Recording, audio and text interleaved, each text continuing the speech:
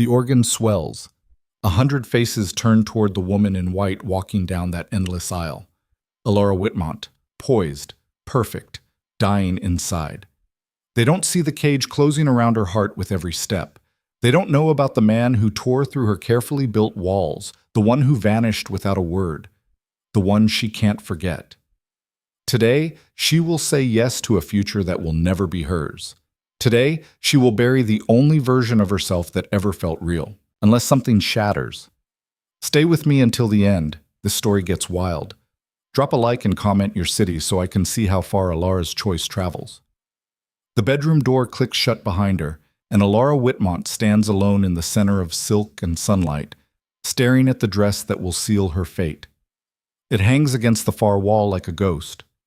Ivory satin, French lace, hand-stitched pearls that probably cost more than most families earn in a year. Her mother spent months selecting every detail. The seamstress wept when she finished the final hem. Everyone said it was the most beautiful gown they'd ever seen. Elara hates it, not because it isn't stunning, it is, but because looking at it feels like staring at a tombstone with her name already carved in. Miss Whitmont? A soft knock. They're asking if you need help dressing. Not yet, Elara calls back, her voice steadier than her hands. 10 more minutes. Footsteps retreat down the hallway. She exhales. 10 minutes. That's all the freedom she has left before the machinery of expectation grinds forward, and she becomes Mrs. Julian Ashford. Dutiful wife, future Duchess, a woman whose entire existence will be measured by how well she smiles at dinner parties and produces heirs on schedule. She moves to the window, pressing her palm flat against the cold glass. Beyond the manicured gardens of the estate, beyond the stone walls and iron gates, the hills roll wild and endless under a sky so blue it almost hurts to look at. Out there, the world is vast and ungoverned. Out there, no one is watching. Out there, 3 weeks ago, everything changed. She shouldn't think about it, shouldn't let her mind wander back to that afternoon, that fall, those eyes that saw straight through every lie she'd ever told herself. But she does. 3 weeks earlier. Elara had always been good at pretending, good at nodding when her mother spoke about appropriate matches, good at smiling through endless teas with women who measured her worth in lineage and deportment, good at sitting still while dressmakers pinned fabric to her body like she was a mannequin instead of a person. But on that particular afternoon, the walls of Whitmont Manor felt tighter than usual. Her mother had spent 2 hours discussing floral arrangements for the wedding breakfast, 2 hours debating roses versus peonies like the fate of nations hung in the balance. Elara had excused herself the moment propriety allowed. The stables were her sanctuary, always had been. The smell of hay and leather, the soft sounds of horses shifting in their stalls. It was the one place where no one expected her to be anything other than herself. Just us today, girl, she murmured, running her hand down the mare's sleek neck. Tempest, a gray with a wild streak that the stable master swore would never be fully tamed. Elara loved her for it. She didn't bother with a saddle, didn't bother with permission. She just swung herself up, gathered the reins, and let Tempest carry her out into the open country at a pace that would have horrified her mother. The wind tore at her hair, unraveling the careful pins. Her skirts whipped around her legs. For the first time in weeks, she could breathe. They flew across the fields, hooves pounding against the earth in a rhythm that felt like rebellion. Faster, harder, like if she rode far enough, she could outrun the future waiting for her back at the manor. She didn't see the ditch until Tempest stumbled. The world tilted. Sky became ground. Ground became sky. Then impact, hard and breathless, the kind that knocks every thought clean out of your head. When the stars cleared from her vision, she was lying in the grass, lungs burning, Tempest standing a few feet away, looking sheepish. Damn, Elara whispered. She tried to sit up. Pain lanced through her ankle. Damn! That's when she heard the hoofbeats. A single rider, moving fast. She squinted against the sun, trying to make out who it was. Not one of her father's men. The horse was too fine, the seat too assured. Someone who knew how to ride like breathing. The rider pulled up short, dismounting before his horse had fully stopped. Don't move. The voice was low, clipped, authoritative in a way that made her spine stiffen instinctively. I'm fine, she said, even though her ankle was screaming otherwise. You're not. He crouched beside her, and for the first time she got a clear look at his face. Oh. Oh no. Kyle Ashford, Julian's older brother. The one everyone whispered about at parties. The cold one, the difficult one, the one who'd spent the last 5 years avoiding society like it carried plague. She'd seen him exactly once before, at a dinner 2 months ago. He'd sat at the far end of the table, barely spoke, and left before dessert.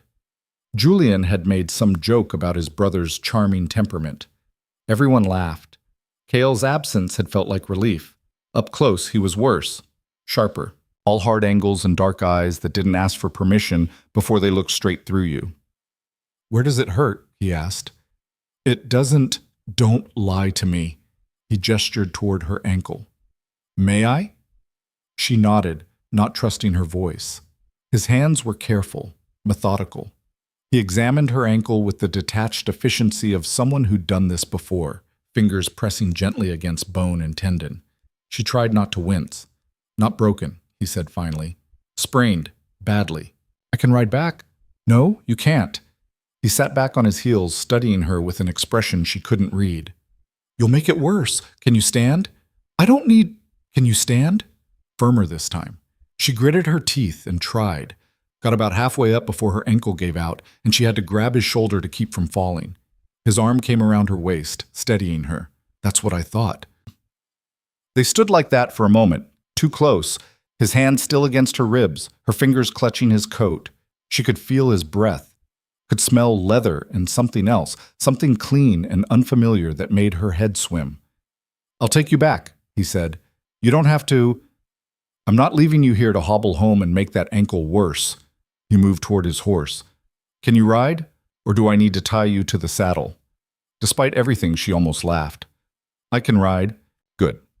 He mounted first, then reached down. She took his hand. His grip was solid, uncompromising, and let him pull her up behind him. The saddle wasn't built for two. She had to press close against his back, arms wrapped around his waist to keep from sliding off. Hold on, he said. He didn't wait for confirmation, just turned the horse and started back at a pace that was controlled but not gentle. Every stride sent a jolt through her ankle, but she bit down on the pain and didn't complain. They rode in silence for a while. The sun hung low and golden over the hills.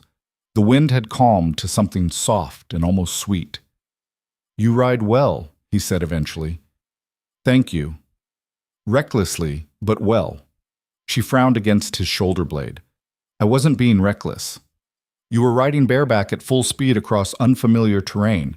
That's the definition of reckless. It's not unfamiliar. I've ridden these fields 100 times. Clearly not well enough to avoid that ditch. That was Tempest's fault. It's never the horse's fault. He glanced back, just enough for her to catch the edge of something that might have been amusement. It's always the rider. She wanted to argue, wanted to defend herself. But there was something in his tone, not mockery exactly, more like recognition, like he knew exactly why she'd been riding that fast, that far, that desperately. Why were you out here, she asked instead. Same reason as you, I imagine. And what reason is that? A pause, then trying to outrun something that can't be outrun. The honesty of it hit her square in the chest. No deflection, no polite evasion, just the truth, stark and unvarnished. Does it work? She asked quietly. No. He faced forward again. But I keep trying anyway. They didn't speak again until Whitmont Manor came into view. He brought the horse to a stop at the edge of the drive, just beyond where the house staff might see. Can you make it from here? He asked. Yes. He dismounted, then helped her down.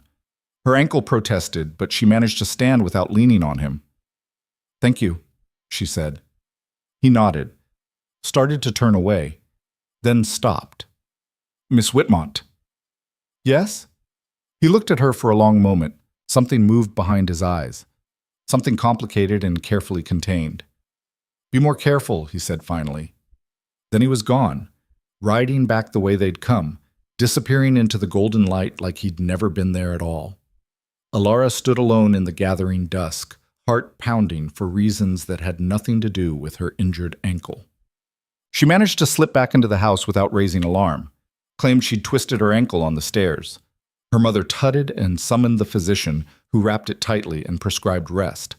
Elara spent the next 3 days in her room, replaying that ride, the solid weight of him in front of her, the way his voice had gone quiet when he said trying to outrun something that can't be outrun, the look in his eyes before he left. She told herself it meant nothing. A chance encounter, a kindness extended and nothing more. But then came the dinner party. Her mother had insisted she attend despite the ankle. "The Ashfords are coming, darling. It's important that you and Julian are seen together. People are already talking about the wedding." Elara had dressed carefully, smiled carefully, descended the stairs on her father's arm, moving slowly to favor her injury. Julian met her at the bottom, kind and concerned. "Are you certain you should be walking?" "I'm fine, truly." "If you need to sit—" "I won't miss dinner over a twisted ankle, Julian." He'd smiled at that, offered his arm, led her into the drawing room where guests were already gathering. And there, standing by the fireplace with a glass of whiskey and an expression of profound disinterest, was Kael. Their eyes met across the room. Something ignited in the air between them, sharp and immediate and completely inappropriate. She looked away first, cheeks burning.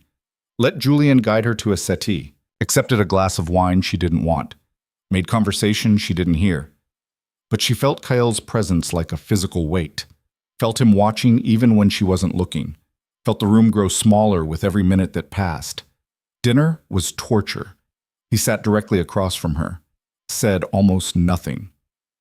Let Julian carry the conversation while he worked through his meal with mechanical precision. But every time she glanced up, he was looking at her, not at her dress, or her carefully arranged hair, or the pleasant smile she kept fixed in place. At her, like he was reading something written beneath her skin. "Elara?" Julian touched her hand gently. "Are you feeling well? You seem distracted." "I'm fine," she said automatically. "Just tired. Perhaps we should—" "She needs air," Kael said. Everyone turned to look at him. It was the first full sentence he'd spoken all evening. "I'm sorry," Julian said. "Your fiancé is pale. She's favoring her injury. She needs air, not more wine and conversation." Kael's gaze flicked to Elara. The garden would help. Her mother started to protest, but Elara was already standing. "That's an excellent idea, actually." Julian rose immediately. "I'll accompany you, shout." "No." She softened it with a smile.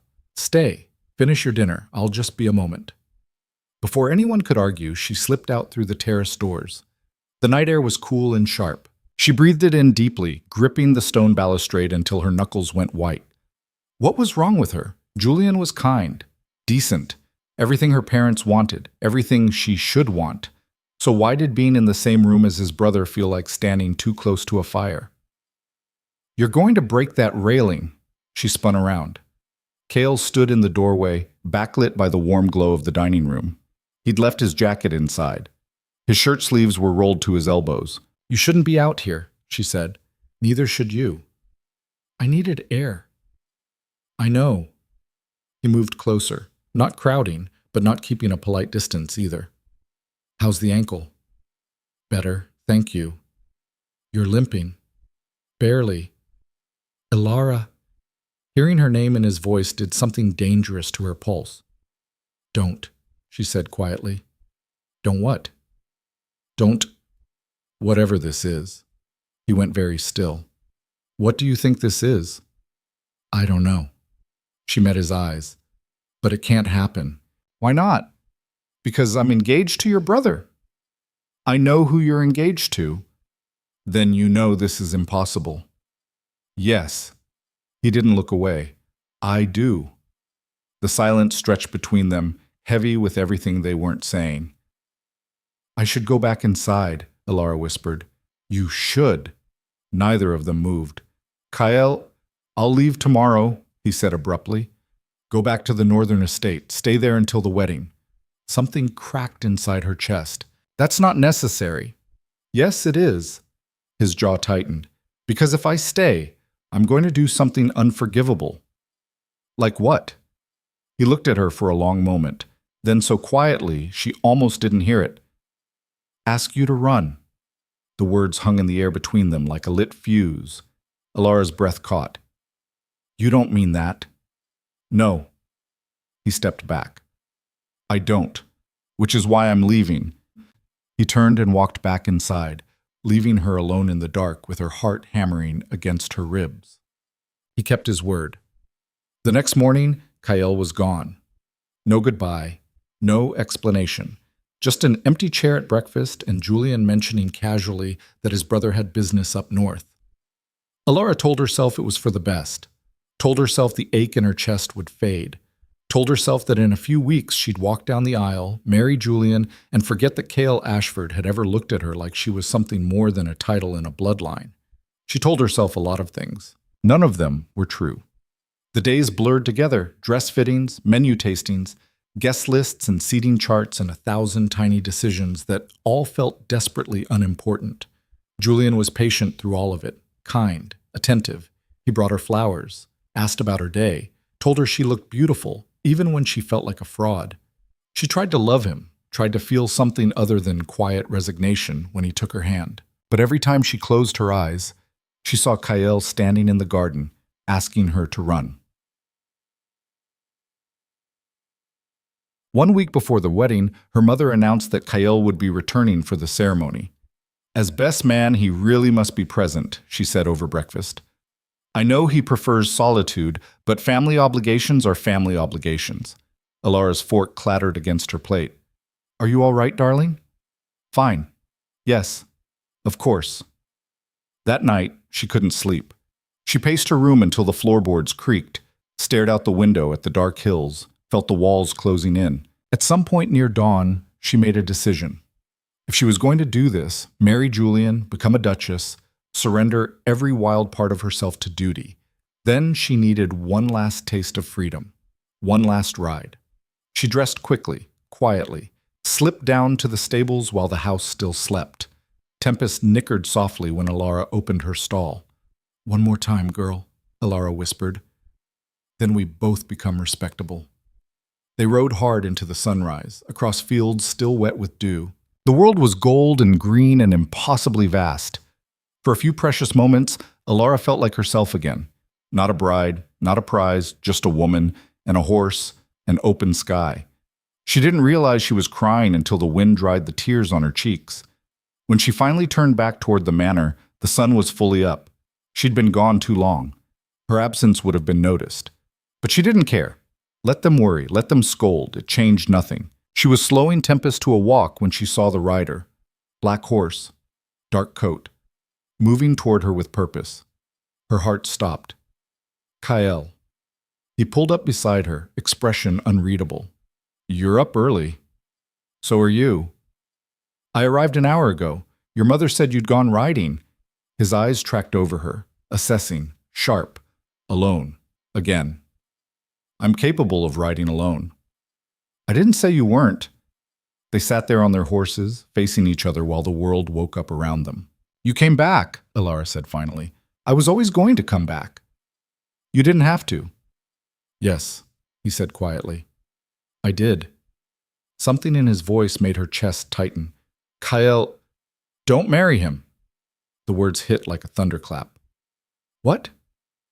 Don't marry Julian. He said it calmly, clearly, like he was commenting on the weather. He's a good man. He'll treat you well. But he doesn't see you, not really. And you do? Yes. No hesitation, no doubt, just yes. Elara's hand shook on the reins. I can't just... This wedding has been planned for months. The guests, the contracts. I know. My family. I know. Then why are you saying this? Her voice cracked. Why are you making this harder? Because in 4 days you're going to stand in that church and promise yourself to someone else. And I'll watch. And I'll say nothing, and we'll both pretend this never happened. He moved his horse closer. So before that happens, I need you to know. You have a choice. No, I don't. You do. His eyes held hers. It's a hard choice. An unfair choice. But it's yours. Kael, please. I'm not asking you to run away with me. I'm not asking you to choose me. His voice was steady, but she could hear the strain beneath it. I'm asking you to choose yourself, whatever that looks like. The tears came again, hot and fast. I don't know how. Yes, you do. He reached across the space between them. brushed his thumb across her cheek. You were doing it this morning. Riding at dawn when everyone told you to rest. Being wild when the world wants you tame. She closed her eyes, leaning into his touch for one stolen second. Then she pulled back. I have to go. I know. She turned Tempest toward home. Elara. She looked back. Whatever you decide, Kael said. I'll understand. Then he rode away, disappearing into the trees before she could find words to call him back. Now, standing in her bedroom with 10 minutes gone and the dress still hanging unworn, Elara can't breathe. She presses her forehead against the window glass. Outside, carriages are arriving, guests in their finest. The whole county has come to watch her disappear. Another knock. Miss Whitmont? They're ready for you. She closes her eyes. You have a choice. Does she? Really? Or is this what choosing looks like when all the options feel like losing? I'm coming, she calls. The dress goes on. The veil follows. Hands that aren't hers arrange the train, pin flowers in her hair, clasp pearls around her throat. In the mirror, a beautiful stranger stares back. Oh, darling, her mother breathes from the doorway. You look perfect. Perfect. That word again. Like a cage with silk bars. Whoa. The music starts. Elara takes her father's arm and lets him lead her toward the cathedral. The doors open. 100 faces turn. The organ swells. And she begins the longest walk of her life. Every step down that aisle feels like walking underwater. Sound becomes muffled. The organ, the rustling of silk and whispered awe, even her own heartbeat. All of it distant, like it's happening to someone else. Elara keeps her eyes forward, keeps her chin level, keeps breathing even though her corset is laced too tight and the weight of the veil makes her neck ache. The cathedral is enormous. Vaulted ceilings that stretch toward heaven, stained glass throwing colored light across marble floors. Flowers everywhere, white roses just like her mother wanted. Their scent is cloying, sweet enough to choke on. She can feel every gaze on her, measuring, judging, admiring the spectacle of a girl becoming a wife, a Whitmont becoming an Ashford, two fortunes braiding together into something that will outlast all of them. Julian stands at the altar, hands clasped, expression gentle, waiting. For her. For this. Elara's father squeezes her arm. A reminder. Or maybe reassurance. She can't tell which. The walk seems endless. Row after row of faces she knows and faces she doesn't, all watching with that particular hunger people have for weddings. The desire to witness a beginning, to believe in something pure and inevitable. If they only knew. If they could see past the dress and the flowers and the careful choreography of this moment, they'd see a girl whose hands won't stop shaking. A girl who spent last night staring at the ceiling, replaying words she shouldn't remember. Don't marry him, you have a choice. She's halfway down the aisle when she catches movement in her peripheral vision. Someone shifting in the second row. She doesn't look. Doesn't dare. Because she knows who it is without seeing. Kael. Watching. Like he promised he would. The knowledge of him there, so close, so silent, sends heat crawling up her spine. She forces herself to keep moving. One foot in front of the other. The train of her dress whispers against stone. The organ swells into something triumphant. Almost there. Julian's face comes into focus. He's smiling. Not broadly, that's not his way, but with quiet pleasure. Like he's genuinely happy to see her. She tries to smile back, tries to find some spark of reciprocal warmth, but all she feels is the terrible weight of what she's about to do. Her father stops at the altar steps, turns to her, lifts her veil with careful hands and kisses her forehead. Be happy, darling, he whispers. Then he places her hand in Julian's and steps back. Julian's fingers are warm, steady. Everything about him is steady. His gaze, his posture, the way he holds himself like a man who has never doubted his place in the world. You look beautiful, he says quietly. Thank you. The officiant begins to speak.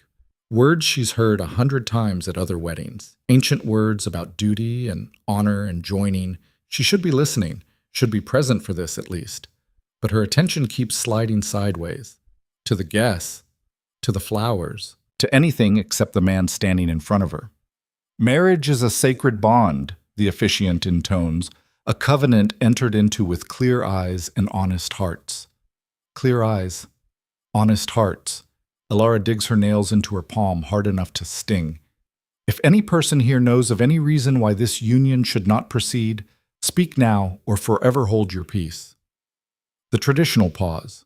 No one ever speaks. It's just ritual, a formality left over from centuries past when objections actually happened. Silence stretches. Elara holds her breath without knowing why.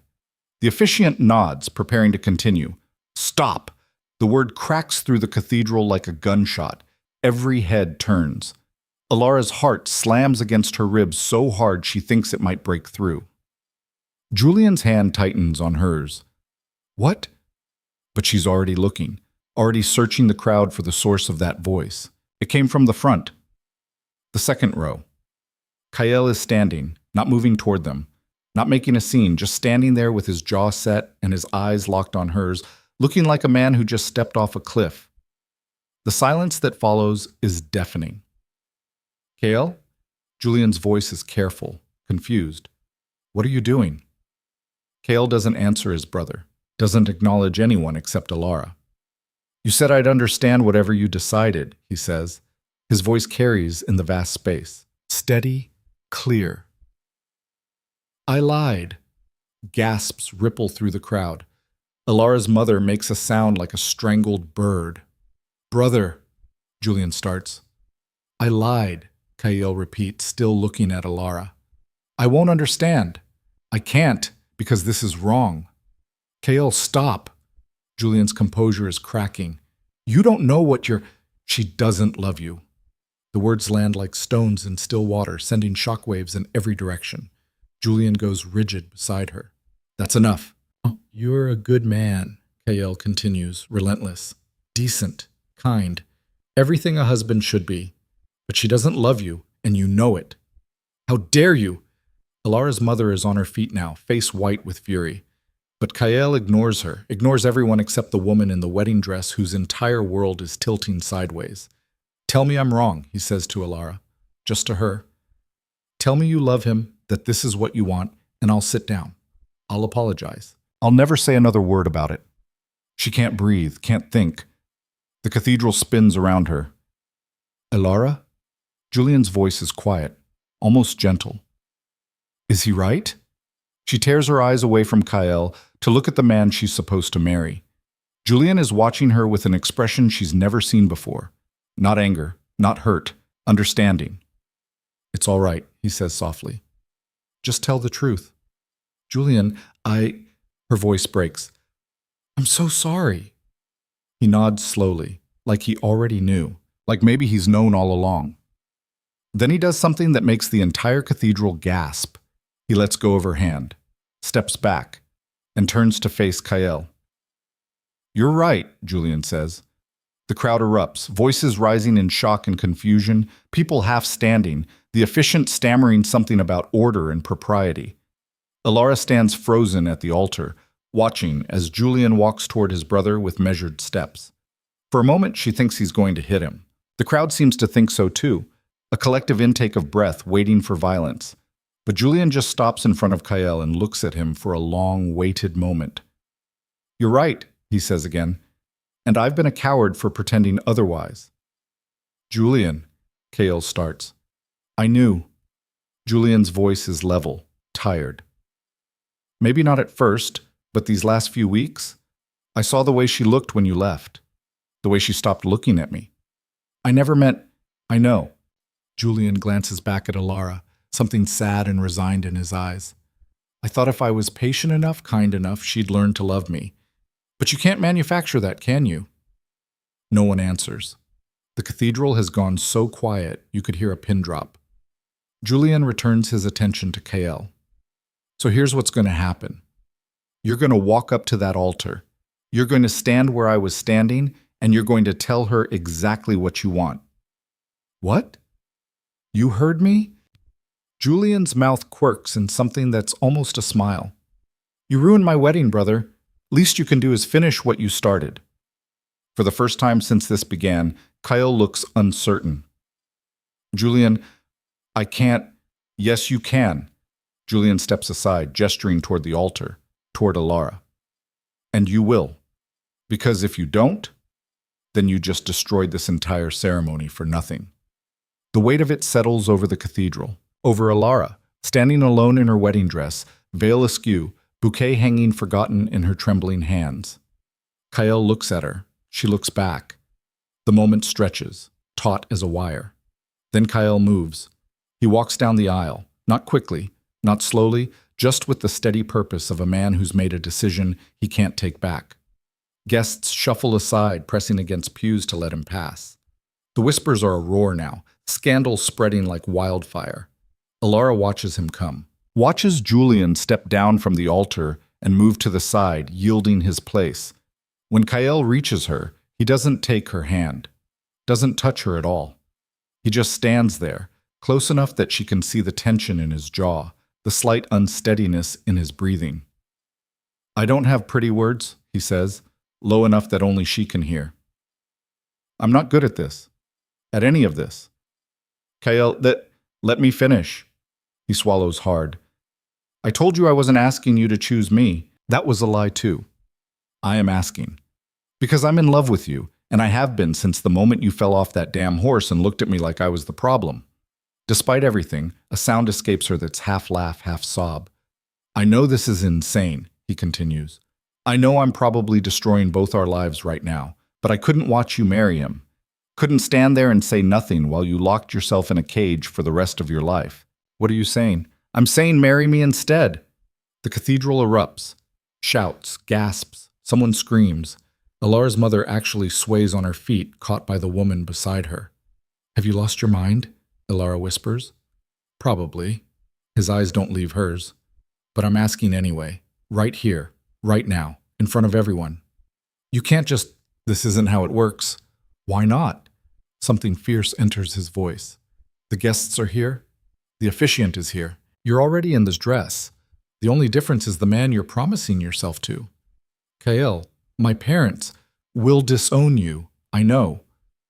Julian is giving us his blessing. Somehow." She glances past him to where Julian stands, off to the side. He meets her eyes and nods once. Permission. Or maybe just acknowledgement of something he can't change. Society will crucify us both. I know that too.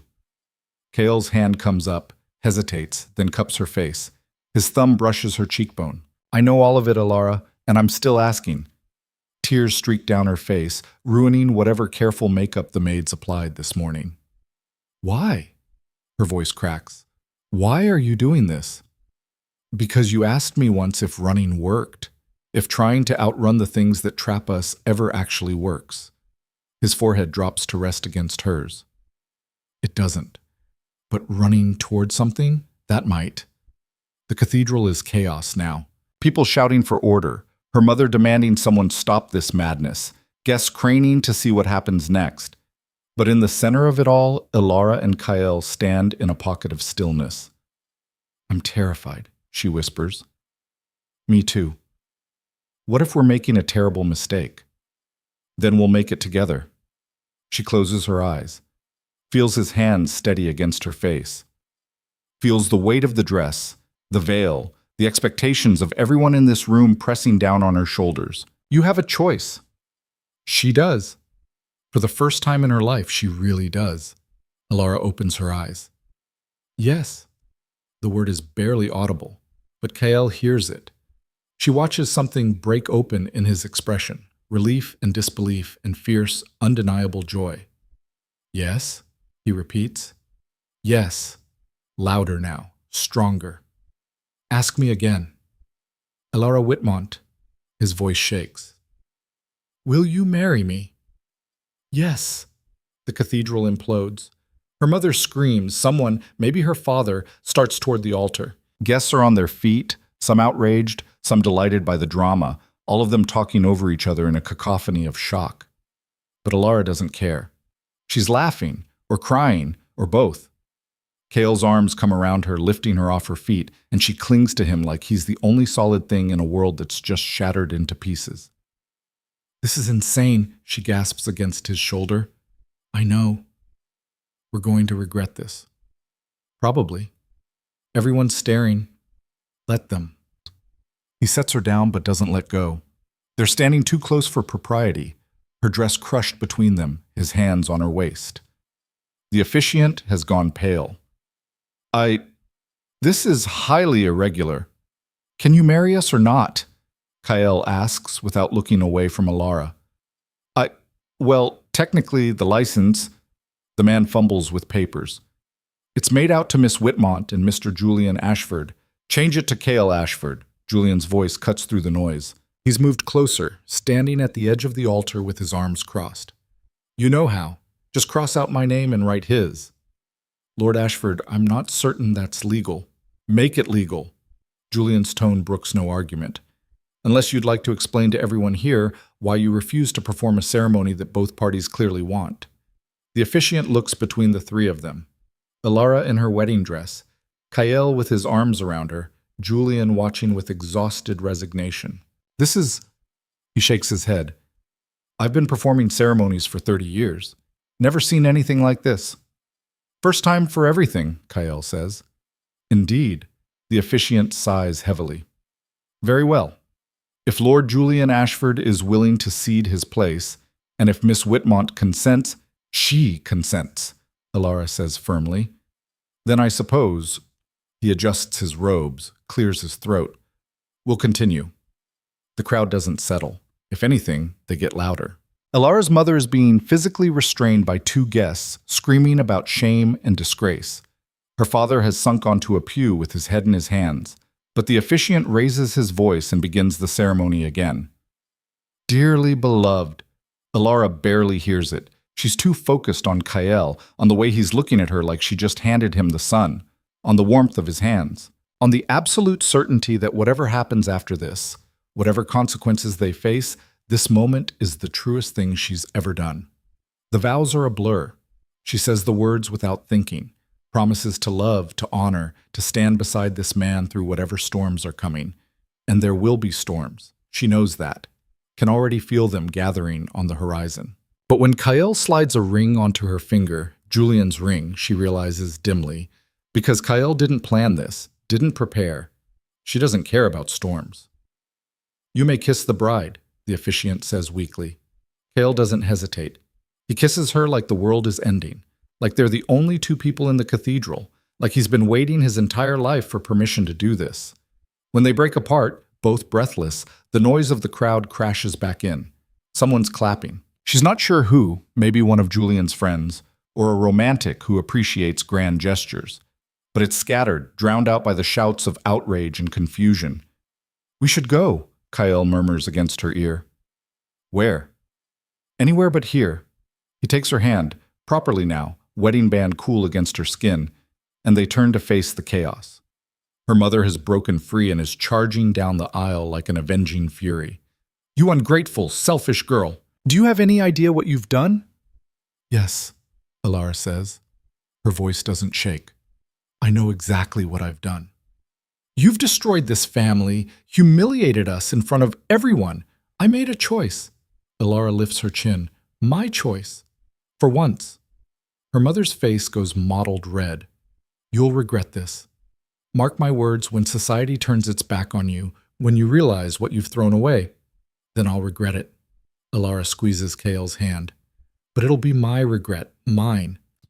She doesn't wait for a response, just gathers her dress in her free hand and walks, down the altar steps, past her father, who won't meet her eyes, past guests who shrink back like scandal is contagious, past Julian, who stands quiet and still. She pauses when she reaches him. I'm sorry, she says. Don't be. His smile is sad but real. You deserve to be happy. I just wish I'd been brave enough to say so sooner. You're being far kinder than you should be. Maybe. He glances at Kael. Take care of her. Always. Julian nods. Then he steps aside and they continue down the aisle. The cathedral doors stand open ahead. Beyond them, sunlight and air, and a world that's about to tear them both to pieces. Elara's heart is racing. Her hands are shaking. The dress weighs 1,000 pounds, and she can feel every eye on her back, judging, condemning. But Kael's grip is steady, and when they step through those doors into the blinding light of afternoon, She doesn't look back. The carriage that was meant to take her and Julian to the wedding breakfast sits waiting. The driver stares at them, confused. "Drive," Kael orders. "Sir, I was told—" "I don't care what you were told. Drive. Now." The driver scrambles up to his seat. Kael helps Elara into the carriage, her dress a cascade of silk and lace that barely fits through the door. Behind them, guests are pouring out of the cathedral, shouting, some furious, some laughing in disbelief. The carriage lurches forward. Elara collapses against the seat, adrenaline draining out of her all at once. She's shaking so hard her teeth chatter. "What did we just do?" she whispers. Kael sits beside her, pulling her against him. Something unforgivable. "They'll never speak to me again. I know. My mother will disown me. Probably. Society will—" Her voice breaks. "We'll be pariahs." "Yes." He presses his lips to her temple. "We will." She should feel terrified, should be sobbing, should be demanding they turn around, that they fix this somehow. But instead, she starts laughing. It bubbles up from somewhere deep, half hysterical but real. Kael stares at her like she's lost her mind. "We just hijacked my own wedding," she gasps between laughs, "in front of 300 people, including my mother." "I noticed. Your brother gave us his blessing." "That was unexpected." The officiant looked like he might faint. "Can't blame him." She laughs harder, tears streaming down her face. Kael's mouth twitches. Then he's laughing too, quiet and rough, the sound of a man who can't quite believe what he's done. They sit there in the carriage holding each other, laughing like lunatics while the world they knew crumbles behind them. Eventually the laughter fades. Reality seeps back in. "Where are we going?" Elara asks. Kael's expression sobers. "I don't know." "You don't know?" "I didn't exactly plan past the object at the wedding part." Despite everything, she smiles. "Very thorough of you. I'm not good at plans." He brushes a strand of hair from her face. "But I meant what I said, every word." "I know." "Do you regret it yet?" She considers. The dress is uncomfortable, her feet hurt. She's just destroyed her relationship with her entire family and probably ruined both their reputations beyond repair. "No," she says. "Not yet." "Good." He kisses her forehead. "Ask me again in an hour." The carriage rolls on through countryside that looks exactly the same as it did this morning, even though everything has changed. Elara leans into Kael's warmth and watches the world blur past the window. Somewhere behind them, the cathedral is probably still in chaos. Her mother is probably planning her funeral. Society is probably already sharpening its knives.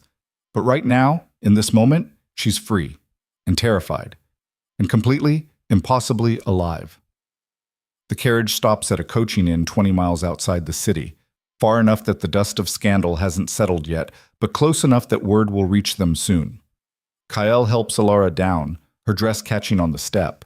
She stumbles, and he catches her waist.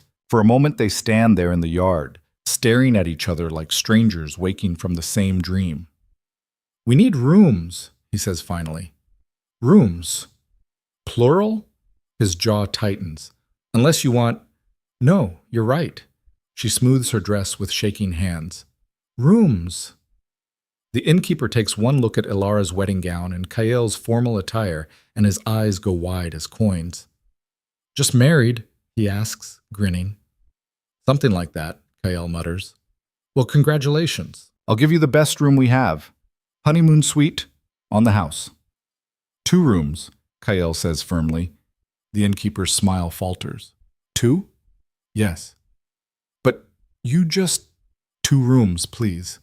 The man shrugs, clearly thinking them odd, but takes Kael's money and hands over 2 keys. "Upstairs, rooms 4 and 5. Supper's at 7 if you're hungry." They climb the narrow stairs in silence.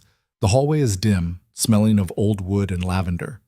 Elara's train drags behind her, collecting dust. Kael unlocks room 4. "You take this one. I'll be next door if you need anything." "Kael, get some rest." His voice is gentle but strained. "We'll figure out the rest later." He disappears into room 5 before she can argue. Elara stands alone in the hallway for a long moment, staring at his closed door. Then she goes into her room and shuts herself inside. The space is small but clean, a bed with a faded quilt, a wash basin, a window overlooking the road. She moves to it, looking out at the countryside rolling away toward a horizon she can't see. What have they done? The question sits in her chest like a stone. In the carriage, riding high on adrenaline and wild laughter, it felt like freedom, like choosing herself for the first time in her life.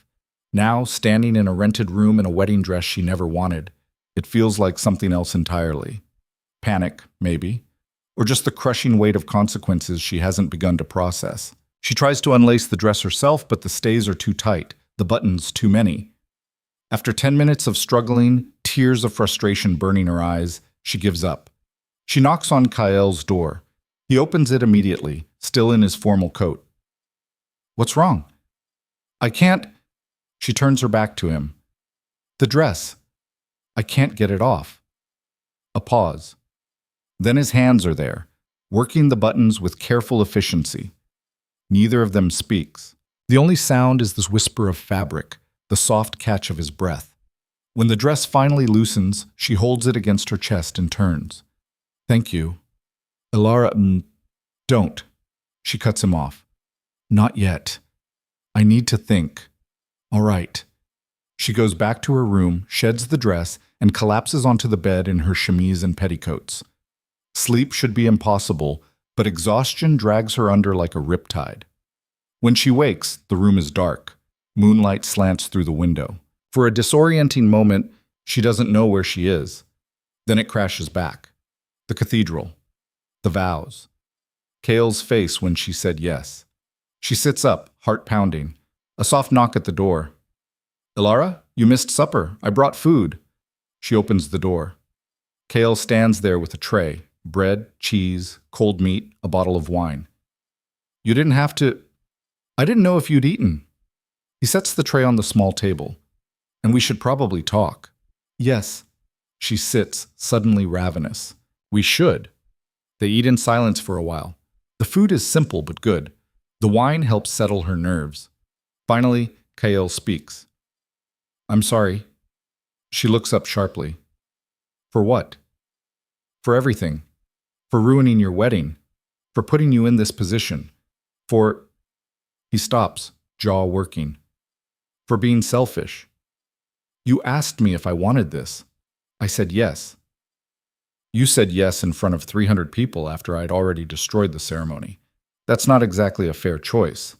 Nothing about this is fair, Kael. She sets down her wine. But I meant it. I wouldn't have said yes if I didn't. You say that now. I say it because it's true. Her voice hardens. Don't you dare take this away from me. Don't make me a victim of your guilt. I chose. That's mine. He stares at her for a long moment, then nods slowly. All right. Good. She tears off a piece of bread. Now tell me what happens next. Honestly, I don't know. That's not reassuring. I know. He runs a hand through his hair, disheveling it. We can't go back to the city. Your family will disown me. Yes, we've established that. And society will crucify us both. You'll lose everything, your friends, your reputation, your entire life as you knew it. I'm aware. Are you? He leans forward. Because I don't think you understand how bad this is going to get. The gossip, the scandal. They'll say terrible things about you, about us. They'll make you a pariah. Let them. Elara, what do you want me to say, Kael? That I'm terrified? I am. That I have no idea if we made the right choice? I don't. She meets his eyes. But I'd rather be ruined with you than respectable with Julian. So if you're trying to give me an out, don't bother. He looks at her like she's just punched him. You mean that? Yes. Even knowing what it costs? Even knowing. Something shifts in his expression. Relief, maybe, or recognition. Then we leave. Leave where? England, Europe, somewhere no one knows us. Somewhere we can start over. The idea should sound insane. It probably is insane. But sitting there in the lamplight with Kael, watching her like she's the only solid thing in his world, it sounds like possibility. You'd really do that? She asks. Leave everything? I don't have much to leave. The estate in the north is mine, but Julian can manage it. My title? He shrugs. Meaningless if I'm not here to use it. And your family? His mouth twists. My father's dead. My mother hasn't spoken to me in years. Julian's the only one who matters, and he already chose his side. He chose mine, Elara says quietly. At the cathedral. He could have stopped it, could have fought for his own wedding, but he didn't. I know. Cale's voice goes rough. I'll owe him for the rest of my life. So will I.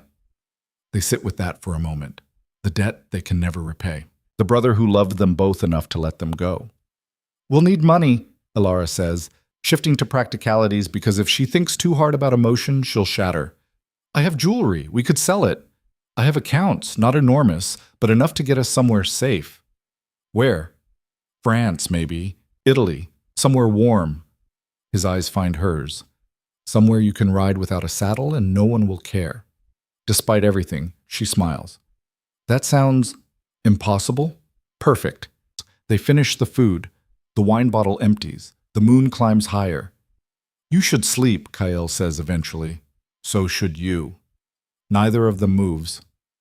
I keep thinking I'll wake up, Elara admits, that this is all some fever dream, and I'm still at the manor the night before the wedding.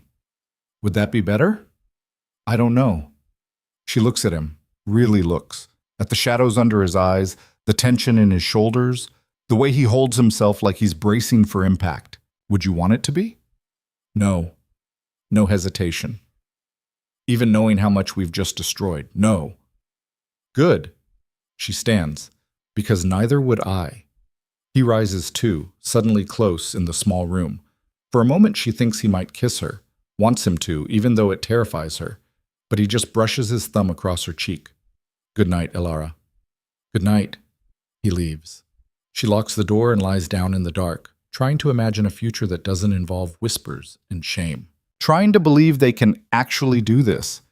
She's almost asleep when she hears voices downstairs. Angry voices. Male. Growing louder. She sits up, pulse spiking. A crash. Something breaking. Then Kael's door slamming open. She's out of bed and in the hallway before she can think. Kael is already there, shirt half buttoned, eyes sharp. What? Stay here. Like hell. But he's already moving toward the stairs. She follows, heart in her throat. The common room below is chaos. 3 men in riding clothes, mud-splattered and furious, the innkeeper trying to calm them. And in the center of it all, her father. Elara freezes at the top of the stairs. Lord Whitmont looks like he's aged 10 years since this morning. His face is haggard, his clothes disheveled, but his eyes are molten with rage. Where is she? He demands. Sir, please. The innkeeper tries. My daughter. Where is my daughter? I'm here. Every head turns. Elara descends the stairs slowly, chin high, refusing to show fear even though her legs are shaking. Her father stares at her. At her loose hair, her nightclothes, the wedding ring still on her finger. Get your things, he says. His voice is deadly quiet. You're coming home. No, that wasn't a request. I'm not a child anymore, Father. You can't just... You're my daughter. The words crack like a whip. And you've disgraced this family in front of everyone who matters. You will come home. You will apologize. And you will beg Julian to take you back. Julian doesn't want me back. He'll forgive you. Men always forgive. I won't apologize. Elara's voice is steel. I made a choice. You made a mistake. Her father's composure shatters. Do you have any idea what you've done? Your mother hasn't stopped weeping. The wedding guests are spreading stories across the county. The Ashfords are considering legal action for breach of contract. Let them. He takes a step toward her. Kael moves faster, putting himself between them. That's close enough, Kael says quietly. Lord Whitmont's eyes flash to him. You did this. You seduced my daughter, destroyed her engagement. I asked her to choose. She did. She's a foolish girl who doesn't understand consequences. She's a woman, Kael counters, who made a decision you don't like. A decision that will ruin her. Her father's voice rises. She'll be cut off. Ostracized. No decent person will receive her. Is that what you want for her? I want her to be free. Free?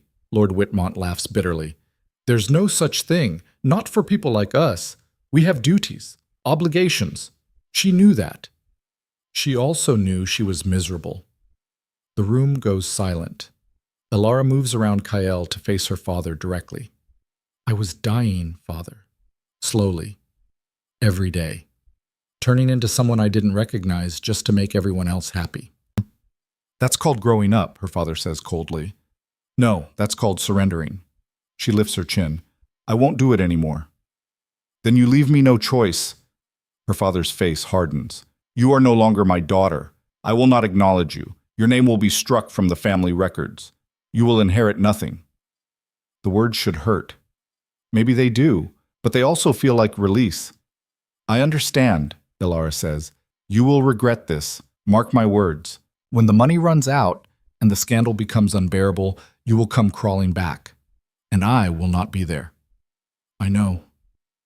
Her father stares at her for a long moment, like he's memorizing her face or saying goodbye.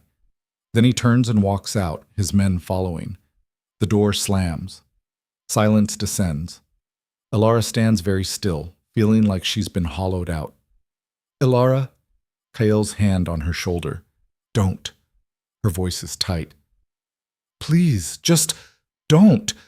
She walks back upstairs on legs that barely hold her, gets to her room, closes the door. Then she slides down to the floor and cries.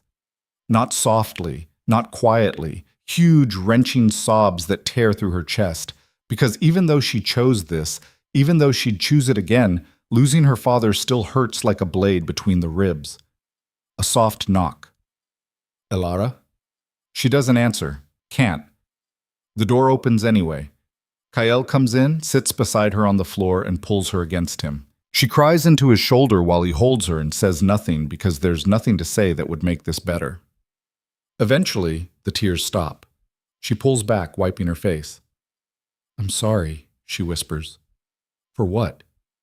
For being a mess. You just lost your entire family. You're allowed to be a mess. She laughs wetly. Is this what freedom feels like? Sometimes. He brushes hair from her face. Sometimes it feels like flying. Sometimes it feels like falling. Sometimes it's hard to tell the difference. Which is this? Both, I think. They sit there on the floor as the night deepens outside.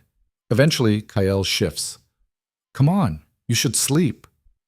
I don't think I can. Then at least lie down. He helps her to the bed, pulls the quilt over her. She catches his hand before he can leave. Stay. He hesitates. Elara, I don't want to be alone, please. After a moment, he nods, lies down on top of the quilt beside her, fully dressed. She curls into his side, her head on his shoulder. His arm comes around her. We're really doing this, she murmurs. Leaving. Starting over. Yes. Are you scared? Terrified. Good. She closes her eyes. I'd worry if you weren't. His chest rises and falls beneath her cheek. Steady, solid. She drifts towards sleep, thinking that maybe this is what freedom actually is.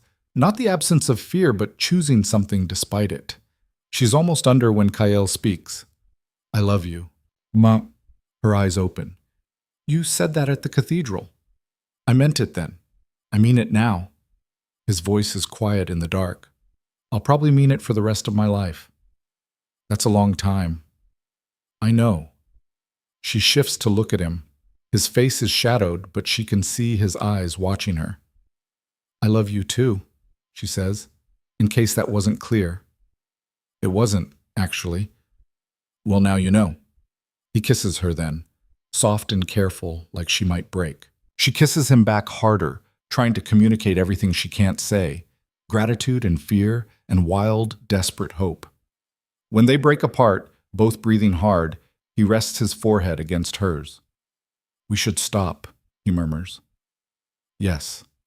Neither of them moves. Elara, I know what I want. She cups his face. Do you? Yes. But if we do this now, then we do it now. She holds his gaze. I'm already ruined in every way that matters to them. Might as well make it count. That's not Kyle. She cuts him off. I chose you, all of you. Stop trying to protect me from my own decisions. He searches her face. Whatever he finds there must satisfy him, because he kisses her again. This time, he doesn't stop. Later, much later, they lie tangled together in the dark. Elara traces patterns on his chest, feeling his heartbeat slow. No regrets? He asks. Not yet. You? Ask me in the morning. She smiles against his skin. I will. But morning brings something else entirely. She wakes to voices again, not angry this time, but urgent. Kyle is already up, pulling on clothes. What is it? She asks. Riders, a lot of them. She sits up, clutching the sheet. My father again? I don't think so. He moves to the window, swears softly. Get dressed. Now. Kyle, what? It's Julian. Her blood goes cold.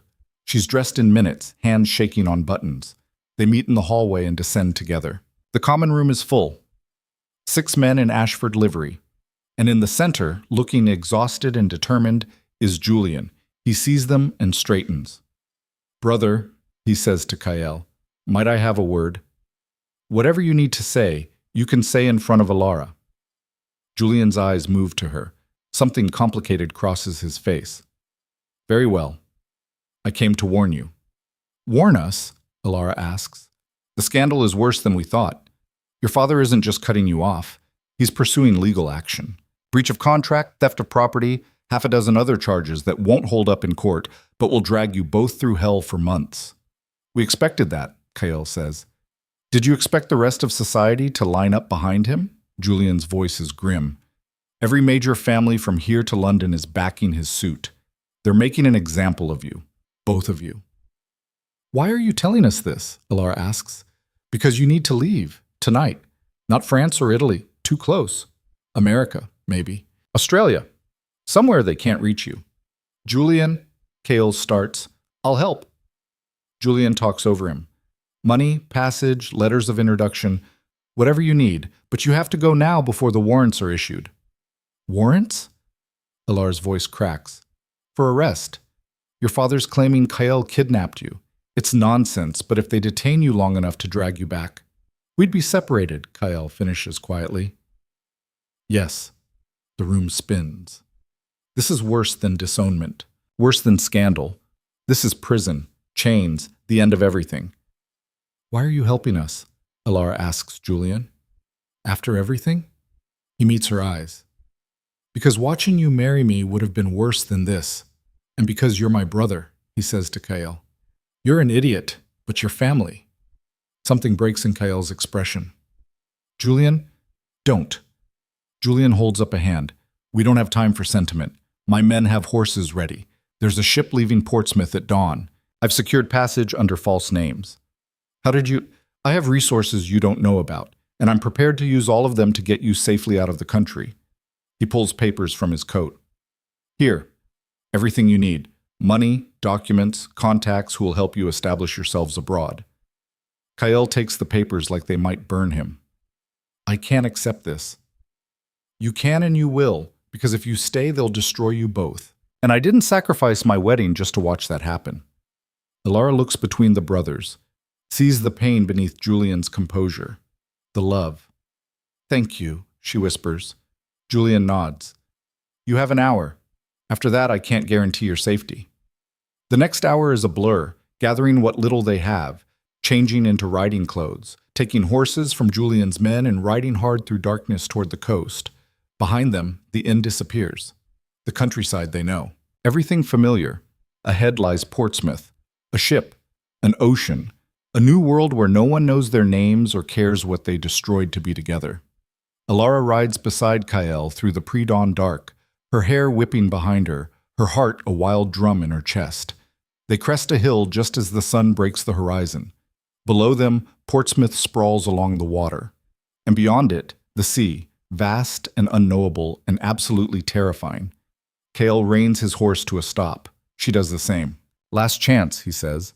We could still turn back, beg forgiveness, rebuild somehow. She looks at him, This man who stood up in a cathedral and destroyed his own life for her. This man who just rode through the night to save them both. Do you want to turn back? She asks. No. Then neither do I. They ride down toward the harbor together, toward the ship waiting in the gray morning light, toward a future that's nothing but uncertainty. But it's theirs. And that, Elara thinks as the salt wind hits her face, might be enough. The ship is called the Meridian, and it smells like tar and brine and desperation. Elara stands on the deck watching Portsmouth shrink behind them, her fingers gripping the rail so hard they've gone numb. Beside her, Kyle is silent, his jaw set against the wind. Neither of them has spoken since they boarded an hour ago. What is there to say? They've burned every bridge, severed every tie, and now they're sailing toward a continent neither of them has ever seen, with nothing but Julian's money and false papers that name them Mr. and Mrs. Thomas Crane. The names feel wrong in her mouth, like wearing someone else's skin. We should go below, Kale says finally. Get settled. Their cabin is barely larger than a closet. 2 narrow bunks, a trunk bolted to the floor, a porthole so small it lets in more cold than light. Elara sits on the lower bunk and stares at the wall. This is real, she whispers. Yes. We're actually doing this. Yes. She looks up at him. Are you having second thoughts? Every minute. He sits beside her. But I'd have them anywhere. At least here. I have you. She leans into him, exhausted down to her bones. What do we do when we get there? To America? Survive, work, build something that's ours. Doing what? I don't know yet. He runs a hand through his hair. I'm not good for much beyond managing estates and looking forbidding at dinner parties. Despite everything, she almost laughs. I can embroider and play piano badly. We'll be destitute in a month. Probably.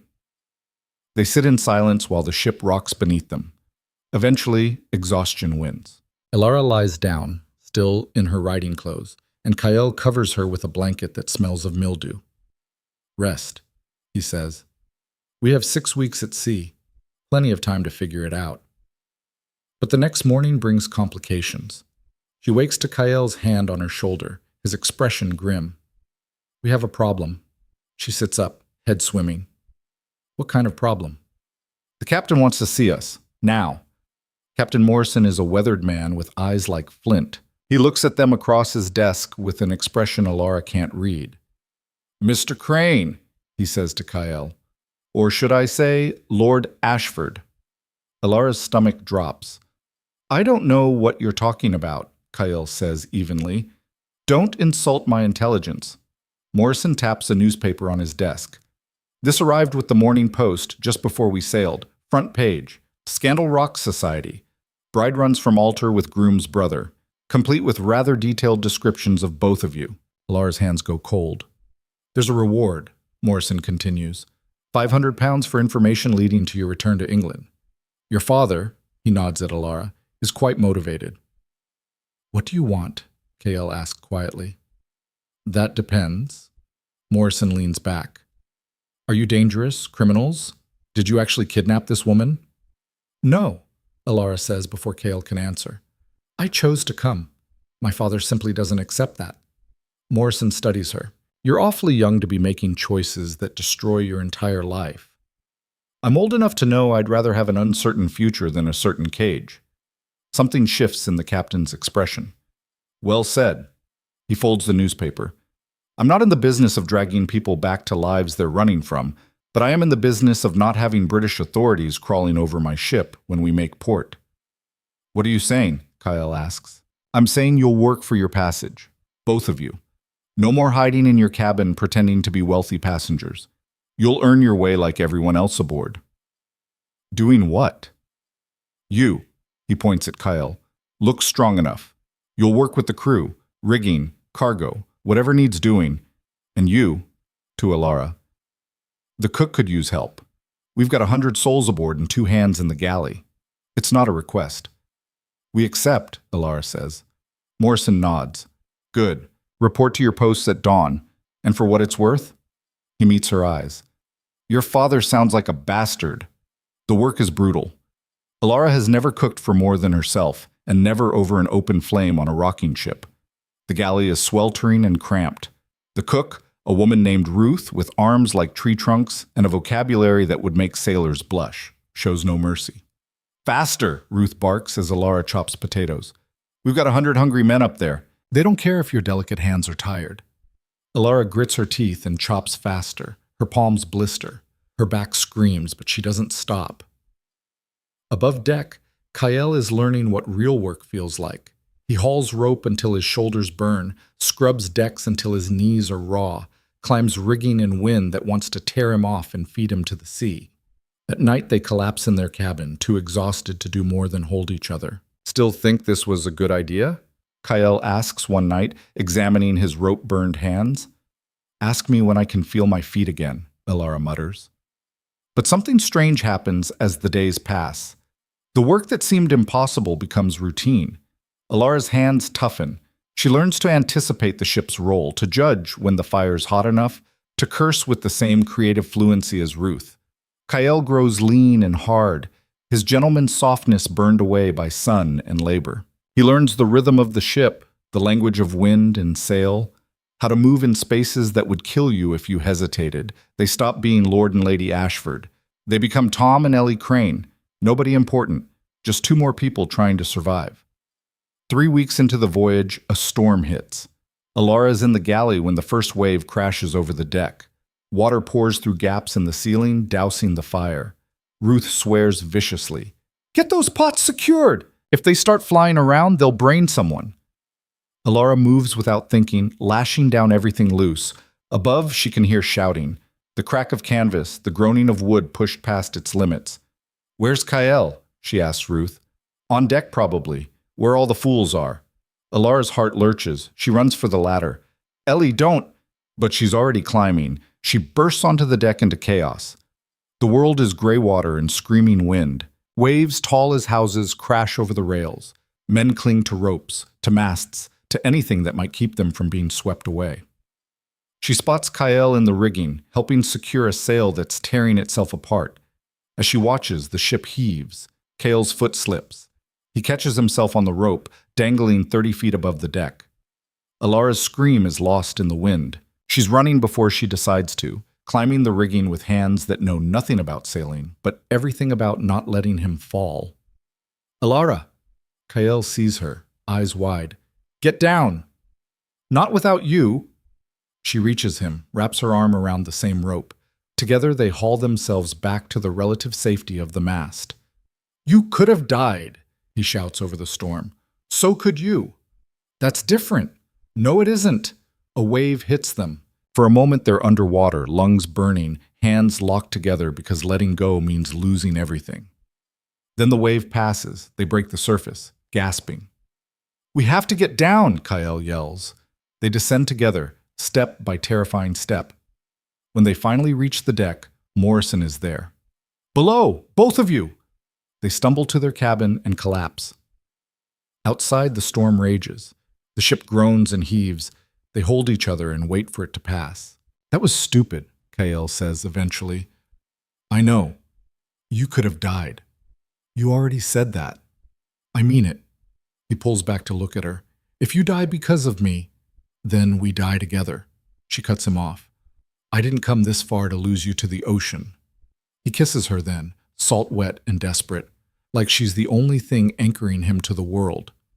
When morning comes, the storm is past. The ship is battered but intact. And when Elara stumbles up to the galley, Ruth takes one look at her and nods. Heard what you did? Climbing up after your man like that. I wasn't thinking. No, you were feeling. That's better. Ruth hands her a knife. Now get to work. Storm doesn't mean those bastards don't need breakfast. But something has shifted. The crew, who'd largely ignored them before, start nodding when they pass, offering small kindnesses, a word of encouragement, an extra ration of rum. They've been tested and haven't broken. 4 weeks into the crossing, Elara is gutting fish when a passenger approaches the galley. A woman, well-dressed, with sharp eyes and an appraising look. You're the scandal, aren't you? She says without preamble. The girl who ran from her wedding. Elara's hand still on the knife. I don't know what you mean. Don't bother lying. I was at a dinner party in London before I sailed. Everyone was talking about you. The woman leans against the doorframe. They say you're wicked, that you seduced two brothers and destroyed a noble family. Is that what they say? Among other things. Most of it far worse. The woman studies her. But I've been watching you, working yourself raw in this galley, climbing into a storm to save your husband. Doesn't match the story I heard. What do you want? Elara asks carefully. The truth, I suppose. The woman smiles slightly. My name is Margaret Ashby. I'm a writer. I'm going to America to start a newspaper. And I'm always interested in stories that don't fit the official version. There's nothing to tell. Isn't there? Margaret tilts her head. Because it seems to me that a woman who'd rather work as a cook than live as a duchess might have something interesting to say about the world that tried to trap her. Elara sets down the knife, looks at this stranger who somehow sees her. What would you do with my story? She asks quietly. Tell it. Honestly. Not the version your father wants told or society wants to believe, but what actually happened. Margaret's eyes are steady. The way I see it, you have two choices. Let them write your story for you or write it yourself. I'm not a writer. No, but I am, and I think the world could use a different kind of story. One where a woman chooses herself and doesn't apologize for it. It's a dangerous idea, exposing herself like that, inviting more scrutiny. But maybe, Elara thinks, that's the only way to take control of the narrative that's been written about her. Let me talk to my husband, she says. That night she tells Kael about Margaret's offer.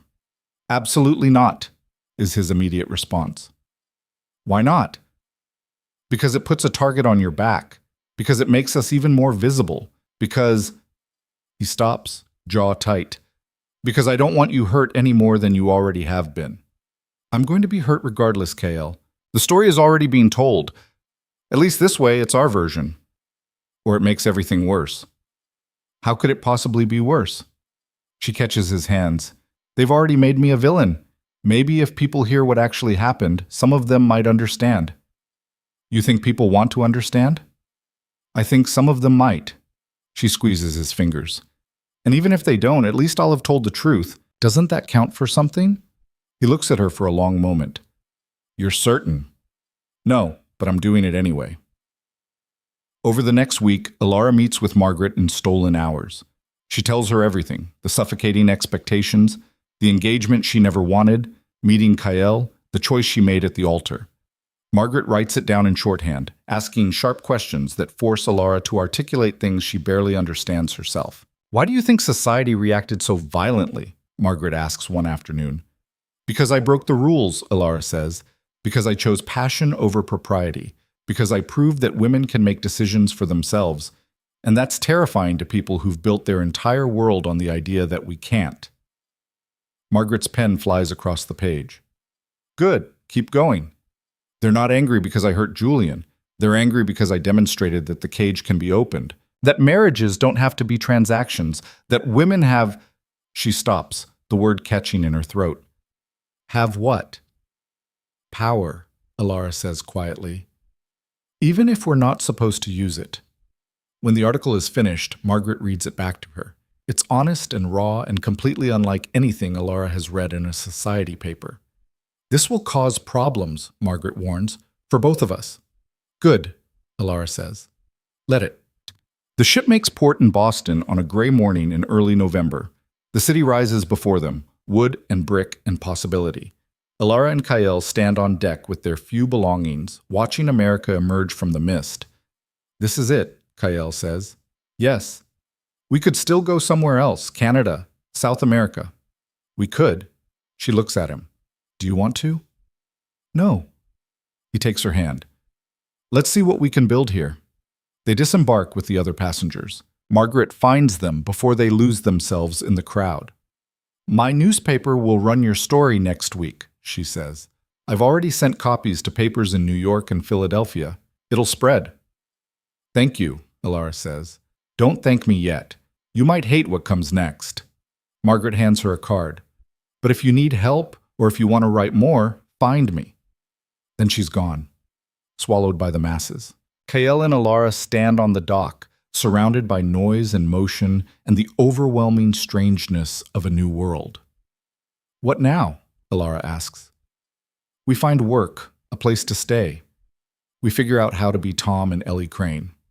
And if Margaret's story makes that impossible, then we figure out how to be Kael and Elara Ashford in a place that doesn't care about British scandal. He squeezes her hand. Either way, we do it together. They hire a room in a boarding house in the North End. It's small and drafty, and nothing like either of them has ever lived in before. But it's theirs, paid for with money they earned, and that makes it different from any palace. Kael finds work at the docks. The pay is terrible and the labor crushing, but it's honest and no one asks questions about his accent or his hands that still bear the faint marks of gentility. Elara takes a position as a kitchen assistant at a hotel. The work is familiar after 6 weeks on the ship, hot, endless, and satisfying in ways she never expected. At night they come home exhausted and sit by their tiny fire, eating bread and cheese and planning a future that's terrifyingly blank. I thought it would feel different, Elara says one evening. What would? Freedom. I thought it would feel lighter, but it's just, she gestures vaguely, hard. Did you want easy? No, I just didn't expect it to be quite this hard. He pulls her close. We're alive. We're together. That's more than we had 6 weeks ago. I know. She rests her head on his shoulder. I just keep thinking about them. My mother, my father, Julian, wondering if they think about us. Your father probably thinks you're dead in a ditch somewhere. Probably. She's quiet for a moment. Do you regret it? Any of it? Every day. He says it so simply she almost laughs. Every single day I wake up and think about how much easier it would have been to just let you marry Julian, to stay silent and proper and miserable. But then I look at you, actually you, not the person you were pretending to be, and I know I'd do it all again. He kisses her temple, even if it stays this hard forever. 3 weeks after they arrive, Margaret's article publishes. It spreads like fire.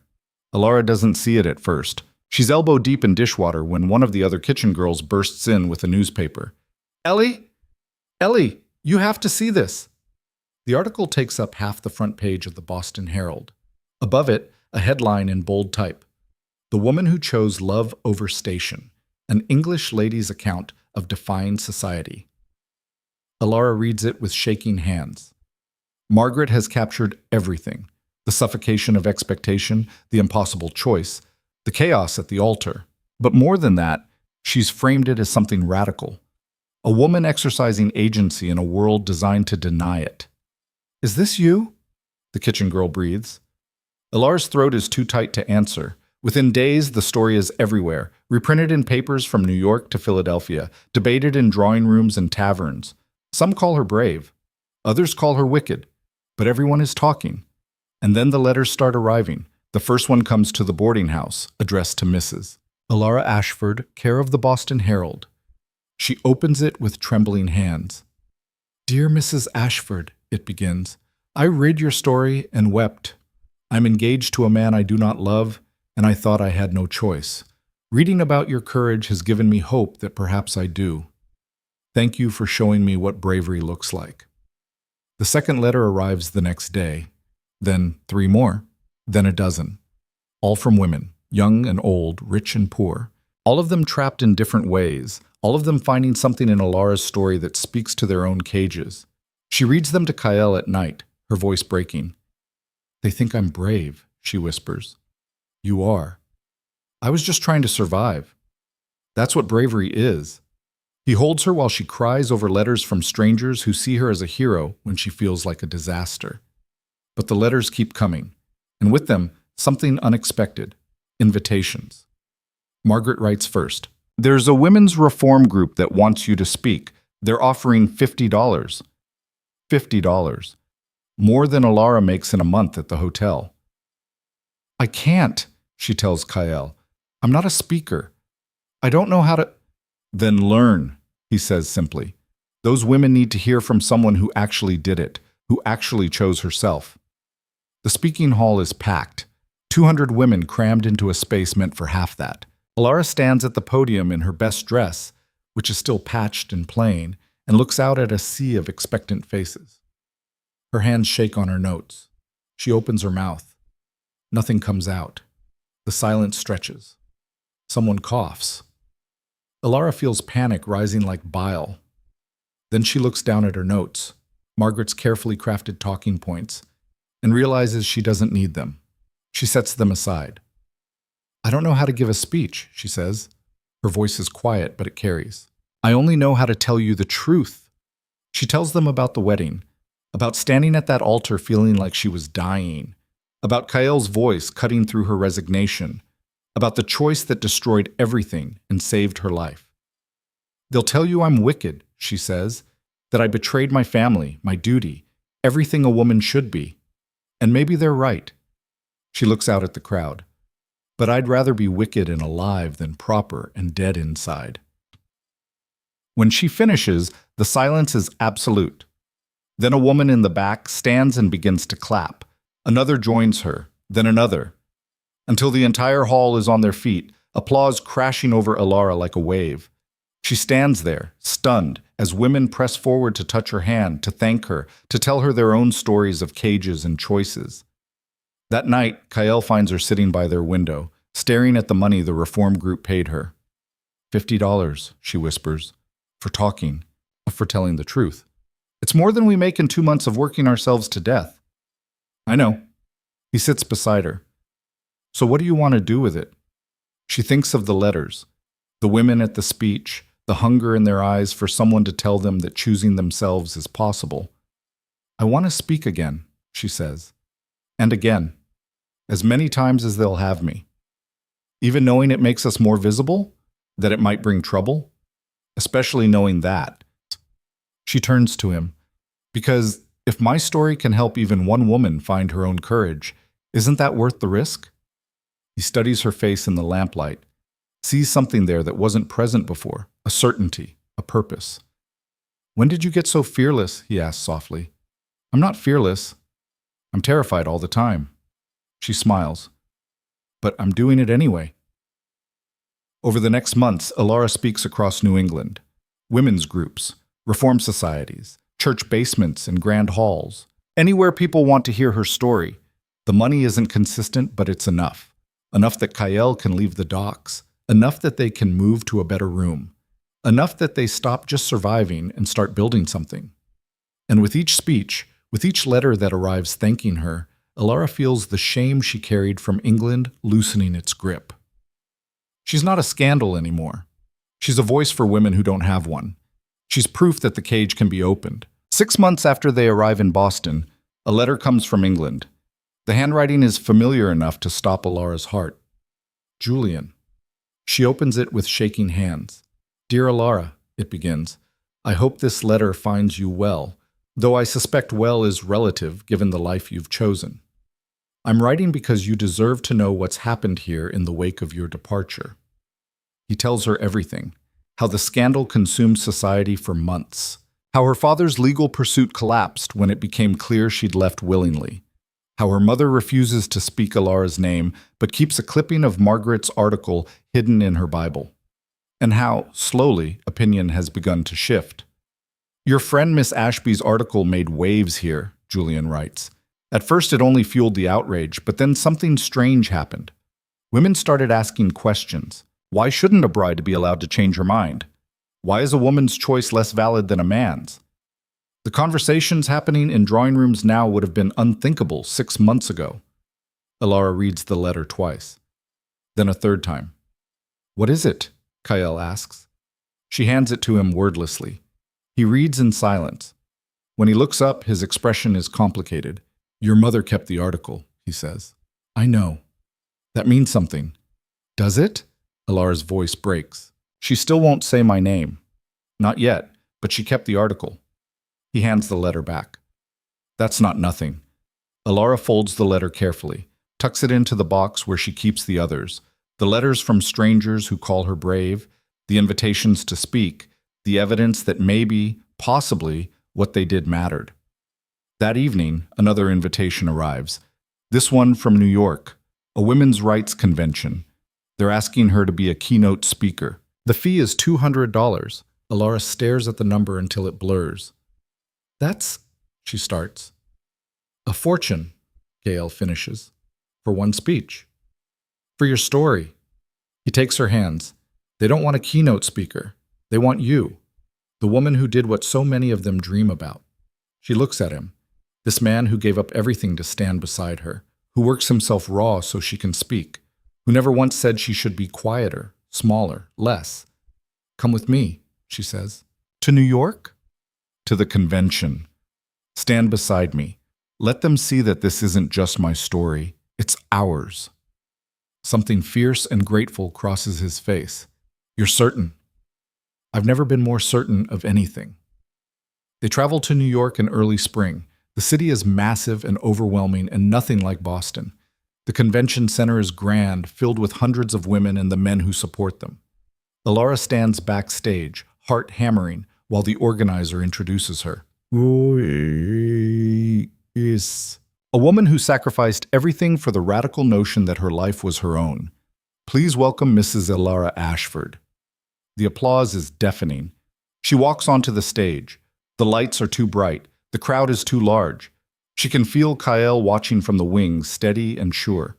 She takes a breath, and she tells them the truth. All of it.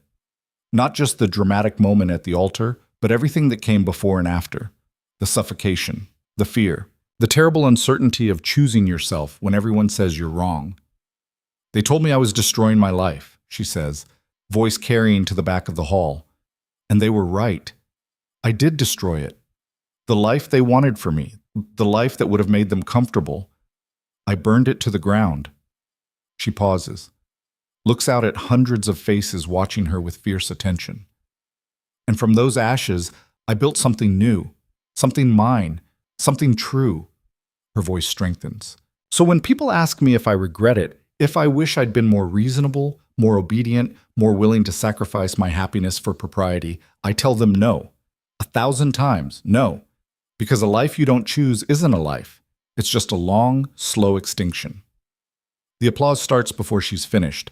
It builds and builds until the whole hall is on its feet, cheering not just for her, but for themselves. For every woman who ever wanted to choose and was told she couldn't. Elara stands at that podium, and for the first time since leaving England, she doesn't feel like she's running. She feels like she's arrived. Backstage, after the crowd finally disperses and the hall empties, Elara sits in a chair with her head in her hands, shaking.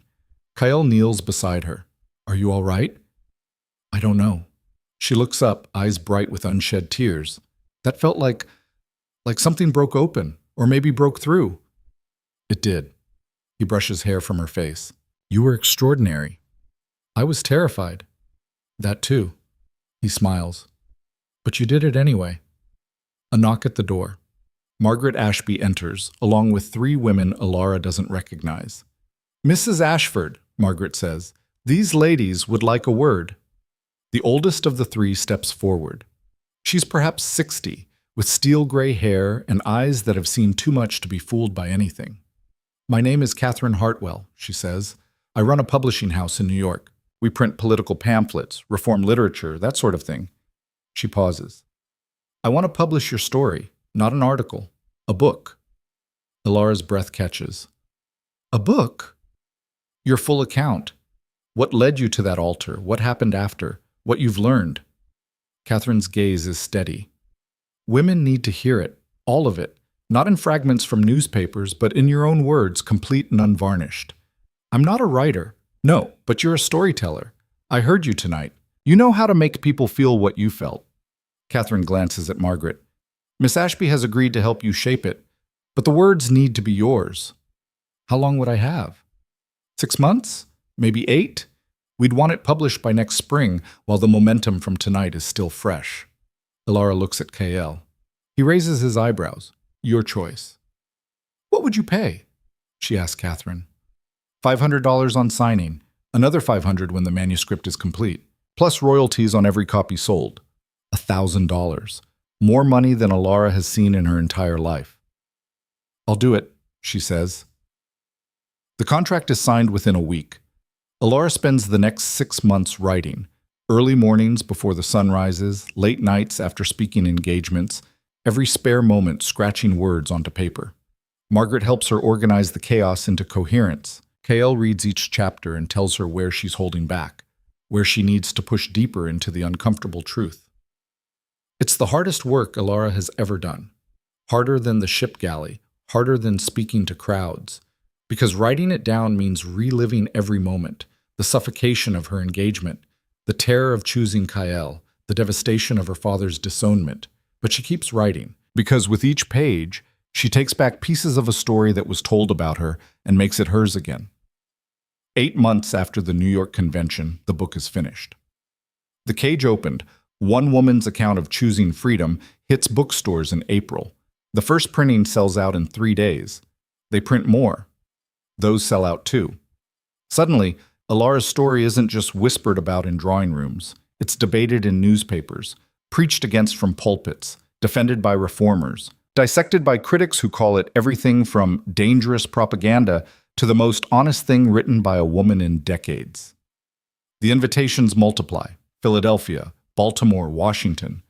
Women's groups and reform societies from across the country want to hear her speak. But success brings something else too. Opposition. The letter arrives on a Tuesday morning, postmarked from London. Elara opens it expecting another message of support.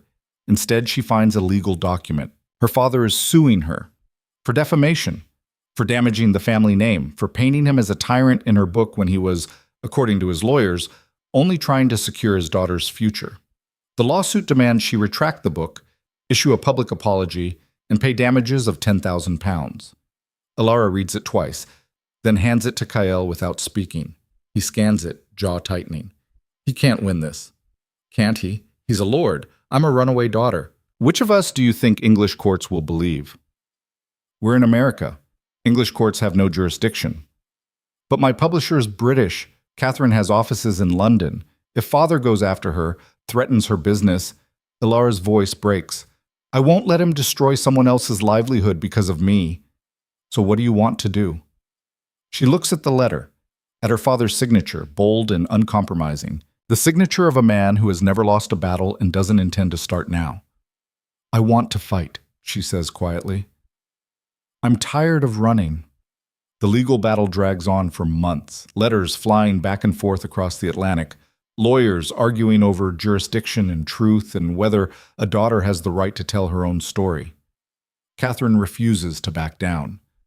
I've been in this business for 30 years, she tells Elara.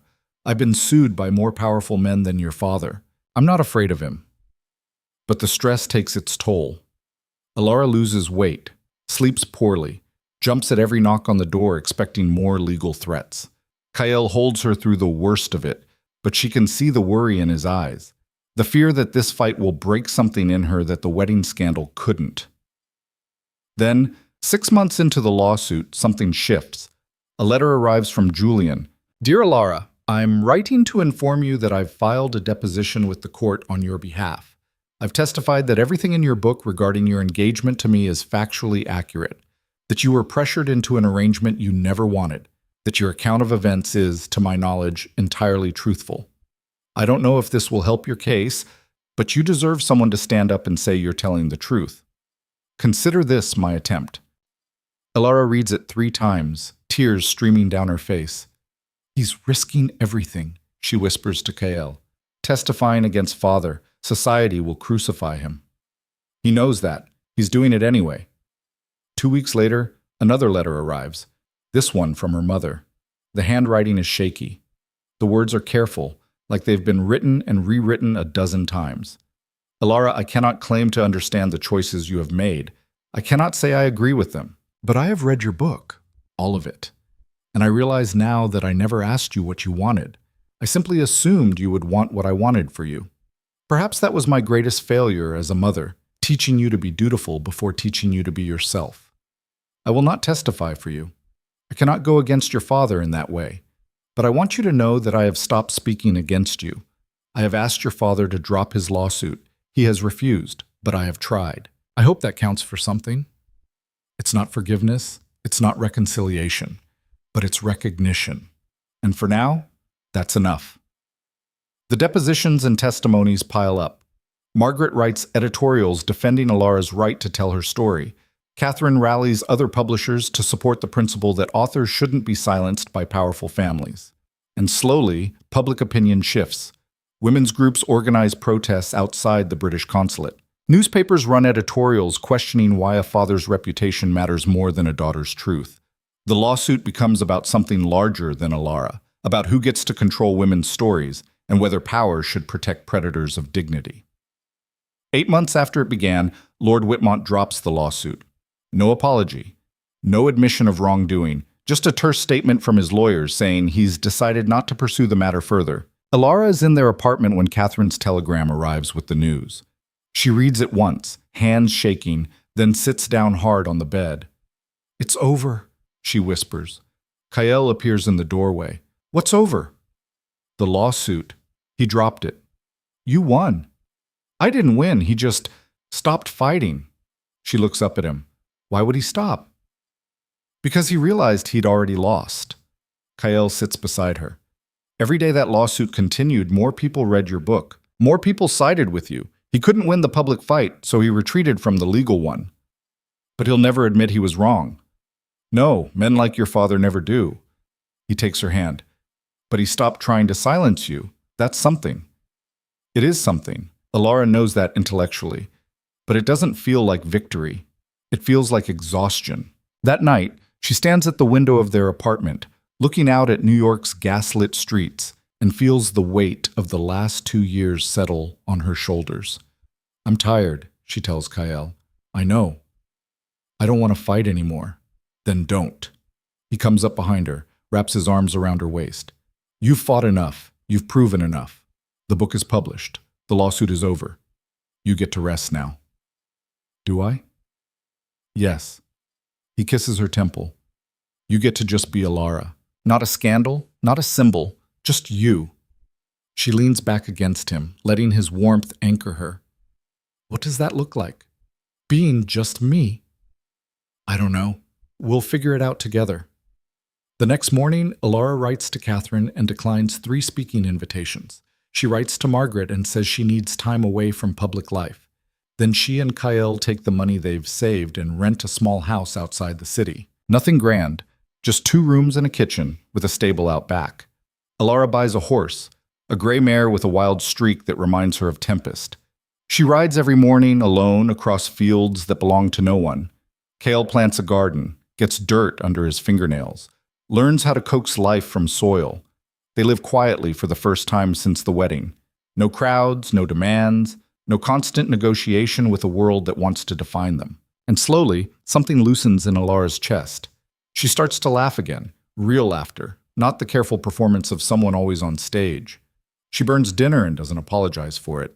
She reads books just because she wants to, not because they'll help her write better speeches. She remembers what it feels like to just exist, without justification. 6 months into their quiet life, a letter arrives from England. Julian's handwriting. "Dear Elara and Kael, I'm writing with news that I thought you'd want to hear. Father passed away last month. A sudden illness. He went quickly, which I suppose is a mercy. Mother is managing as well as can be expected. The estate passes to me now, along with all the responsibilities that entails. I've spent the weeks since his death going through his papers, settling accounts, that sort of thing, and I found something I thought you should have." Enclosed with the letter is a second envelope, sealed, addressed in her father's handwriting to Elara. She stares at it for a long time. "You don't have to open it," Kael says. "I know." "Whatever it says, it doesn't change anything." "I know that too." But she opens it anyway. The letter inside is dated 2 weeks before her father died. "Elara, I do not expect you to forgive me. I do not know that I could forgive myself if I were you. I'm writing this because the doctors tell me I have perhaps a month left, and there are things that should be said before it's too late. I read your book. I will not claim it was easy to read myself portrayed as I was, but I cannot say the portrait was entirely inaccurate. I did view you as a commodity. I did value your obedience over your happiness. I did fail to see you as a person with desires separate from my own plans. These are not comfortable truths, but your book is full of uncomfortable truths, and that, I suppose, is its value. You asked in one chapter whether I ever considered what would make you happy. The honest answer is no. I considered what would secure your future, what would elevate our family, what would fulfill my own ambitions. I did not consider your happiness a separate concern. I should have. That is perhaps the greatest regret I carry to my grave. I will not ask for your forgiveness. I have not earned it. But I want you to know that you were right to leave, that you were right to choose yourself, that I was wrong to try to cage something as fierce as you. Your father, or the man who was your father, though I forfeited that title when I disowned you, Lord Marcus Whitmont. Elara reads it 3 times, then she folds it carefully and sets it aside. Well, Kael asks gently. He admitted it. Her voice is strange, distant. Everything I said in the book, he admitted it was true. How does that feel? Like, she searches for the word validation, I suppose, and grief, because he couldn't say it while he was alive, couldn't admit it to my face. No, but he admitted it. Kael squeezes her hand. That's more than most men like him ever manage. She nods, not trusting her voice. That night, she writes a letter to her mother, not asking for forgiveness or offering it, just acknowledging the loss, the complexity, the fact that some relationships can't be fixed but can at least be named for what they were. Her mother writes back, a short letter, but warmer than before, an invitation to correspond, if Elara wishes. No promises of reunion, but a door left slightly open. It's not everything, but it's something. A year after they retreat to their small house, Margaret visits from the city. You've been hiding, she says, looking around the modest rooms. I've been resting, Elara corrects. Well, your rest is over. I have a proposal. She spreads papers across the kitchen table. Plans for a new magazine, devoted entirely to women's voices. Stories and essays and reportage written by women, for women, about the realities of their lives. I want you to contribute, Margaret says. Not about the wedding anymore. About whatever you want. What you're learning out here. What it means to build a life from nothing. The reality of choice. Not just the dramatic moment of it. Elara looks at the papers. At Kael, who's listening from the doorway. Back to Margaret. How often? Monthly, maybe twice monthly if the response is good. We'd pay you. How much? $50 per piece, more if it becomes regular. It's not a fortune, but it's steady. It's on her own terms. And it's about the life she's building, not the one she destroyed. I'll do it, Elara says. Over the next 2 years, she writes monthly essays. Some about gardening and horses and learning to cook properly. Some about the strange grief of estrangement. Some about what marriage looks like when it's chosen freely, with all its mundane struggles and unexpected joys. The response is overwhelming. Women write to say they recognize themselves in her words, that she's helping them navigate their own complicated relationships with duty and desire. She's not a scandal anymore. She's a voice, a guide. Someone who went through the fire and came out speaking honestly about the burns. Catherine publishes a second book, a collection of Elara's essays. It sells well, though not as explosively as the first. But it reaches the women who need it, and that's what matters. Money comes in steadily now. Enough that Kael can focus on the garden full-time, selling produce at the market. Enough that they can expand the house, add rooms for the life they're building. Enough that when Elara discovers she's pregnant, they can prepare without panic. The baby comes in spring, a girl with Kael's dark hair and Elara's stubborn chin. They name her Julia, after the brother who gave up his wedding so they could have this life. Elara writes to Julian, telling him. He writes back with congratulations and a gift, a silver rattle that belonged to their mother. She insisted I send it, he writes.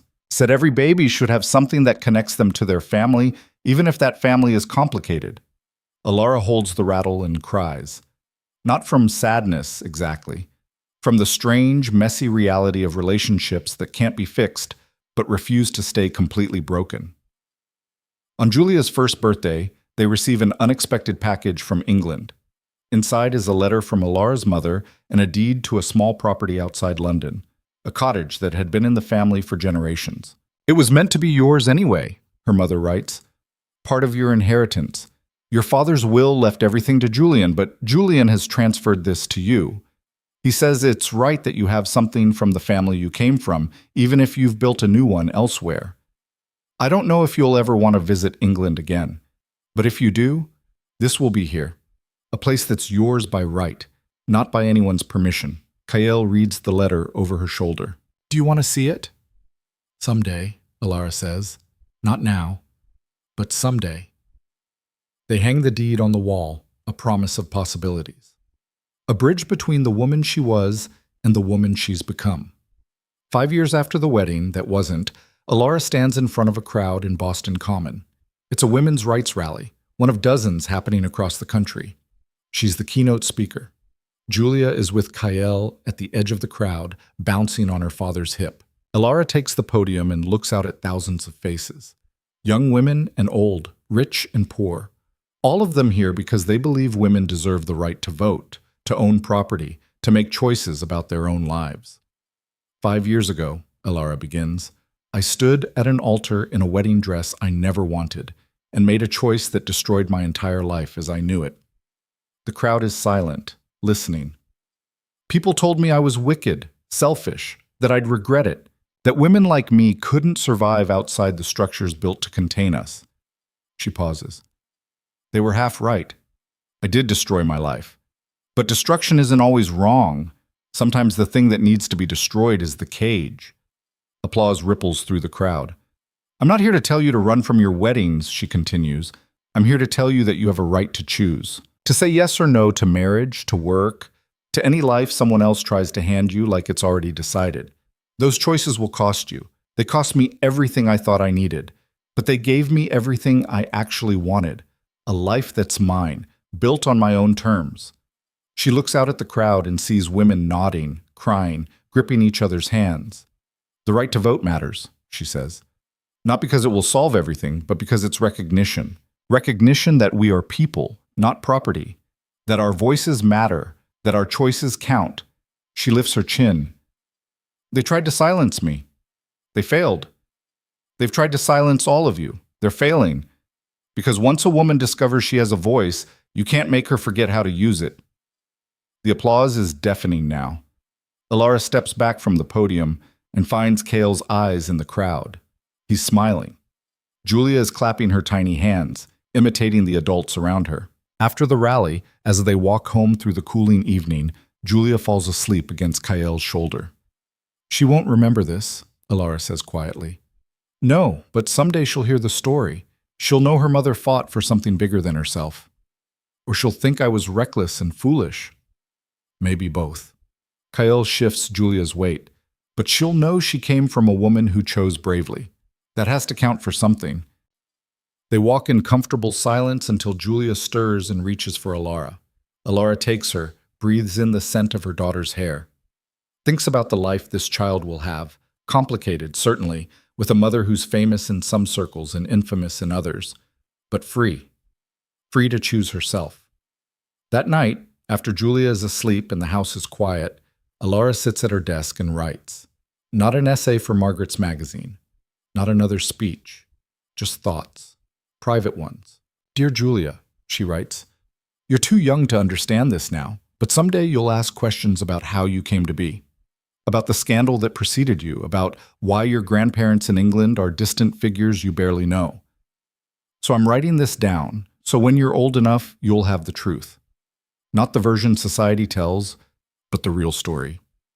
She writes for hours, about the cage she grew up in, about meeting Kael, about the choice at the altar, and everything that came after. The struggle, the fear, the unexpected joy of building something from nothing. I don't know what kind of woman you'll become, she writes.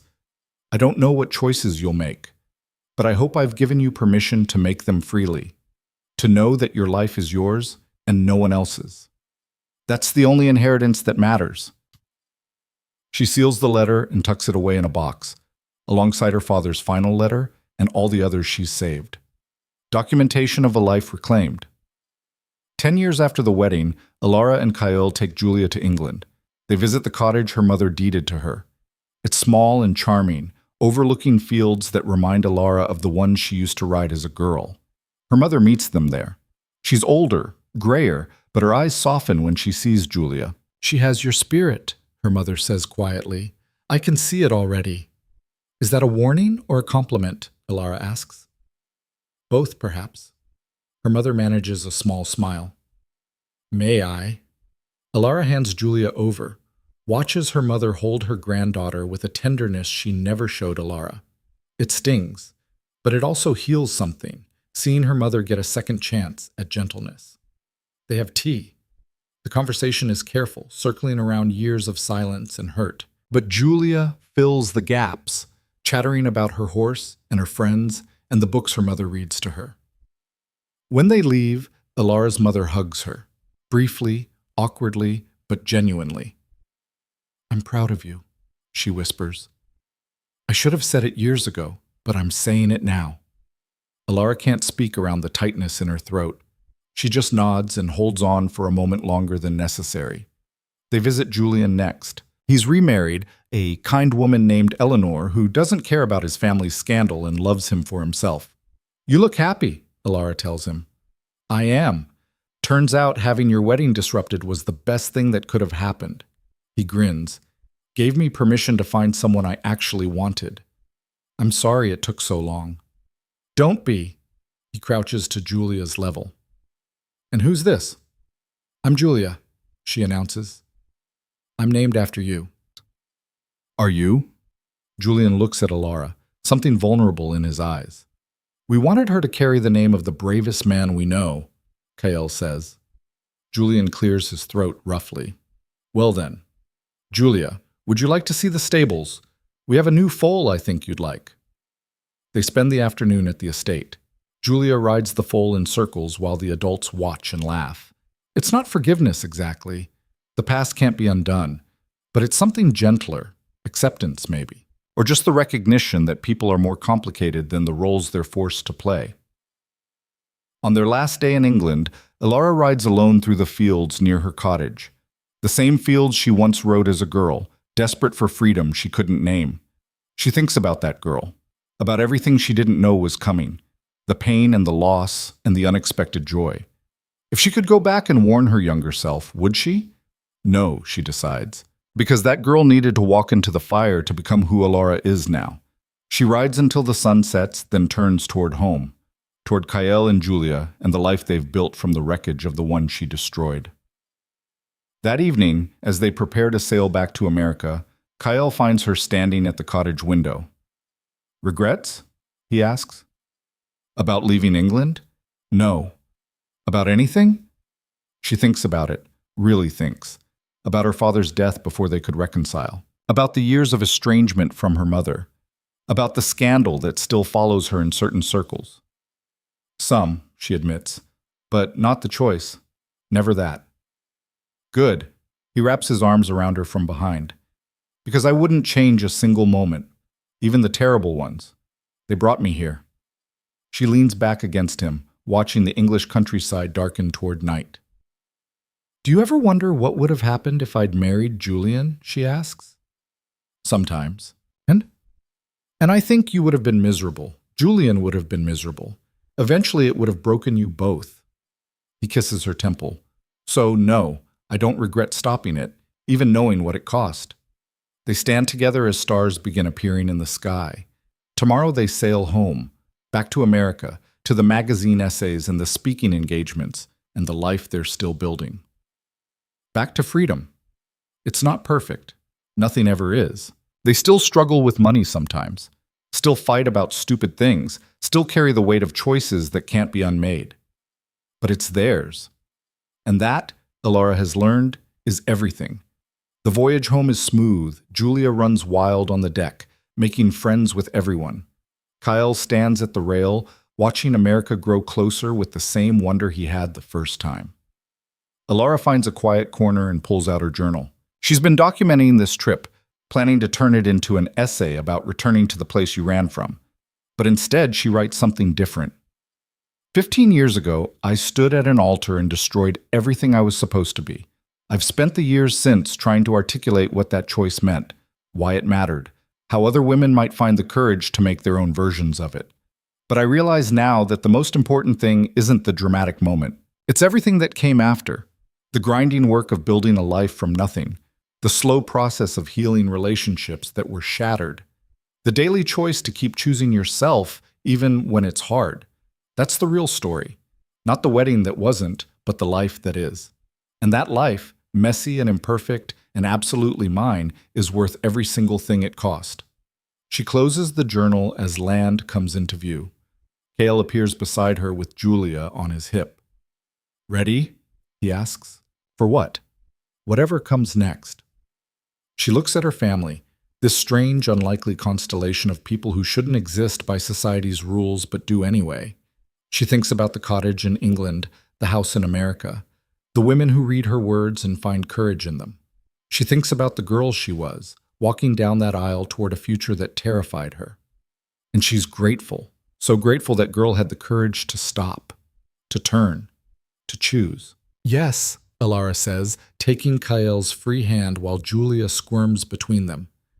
"I'm ready." They walk down the gangplank together into the noise and chaos of the harbor, into their life, into a future they're still writing, one choice at a time. Behind them, England fades into memory. Ahead, everything they've built and everything they'll become waits like an open door. Elara steps through it without looking back.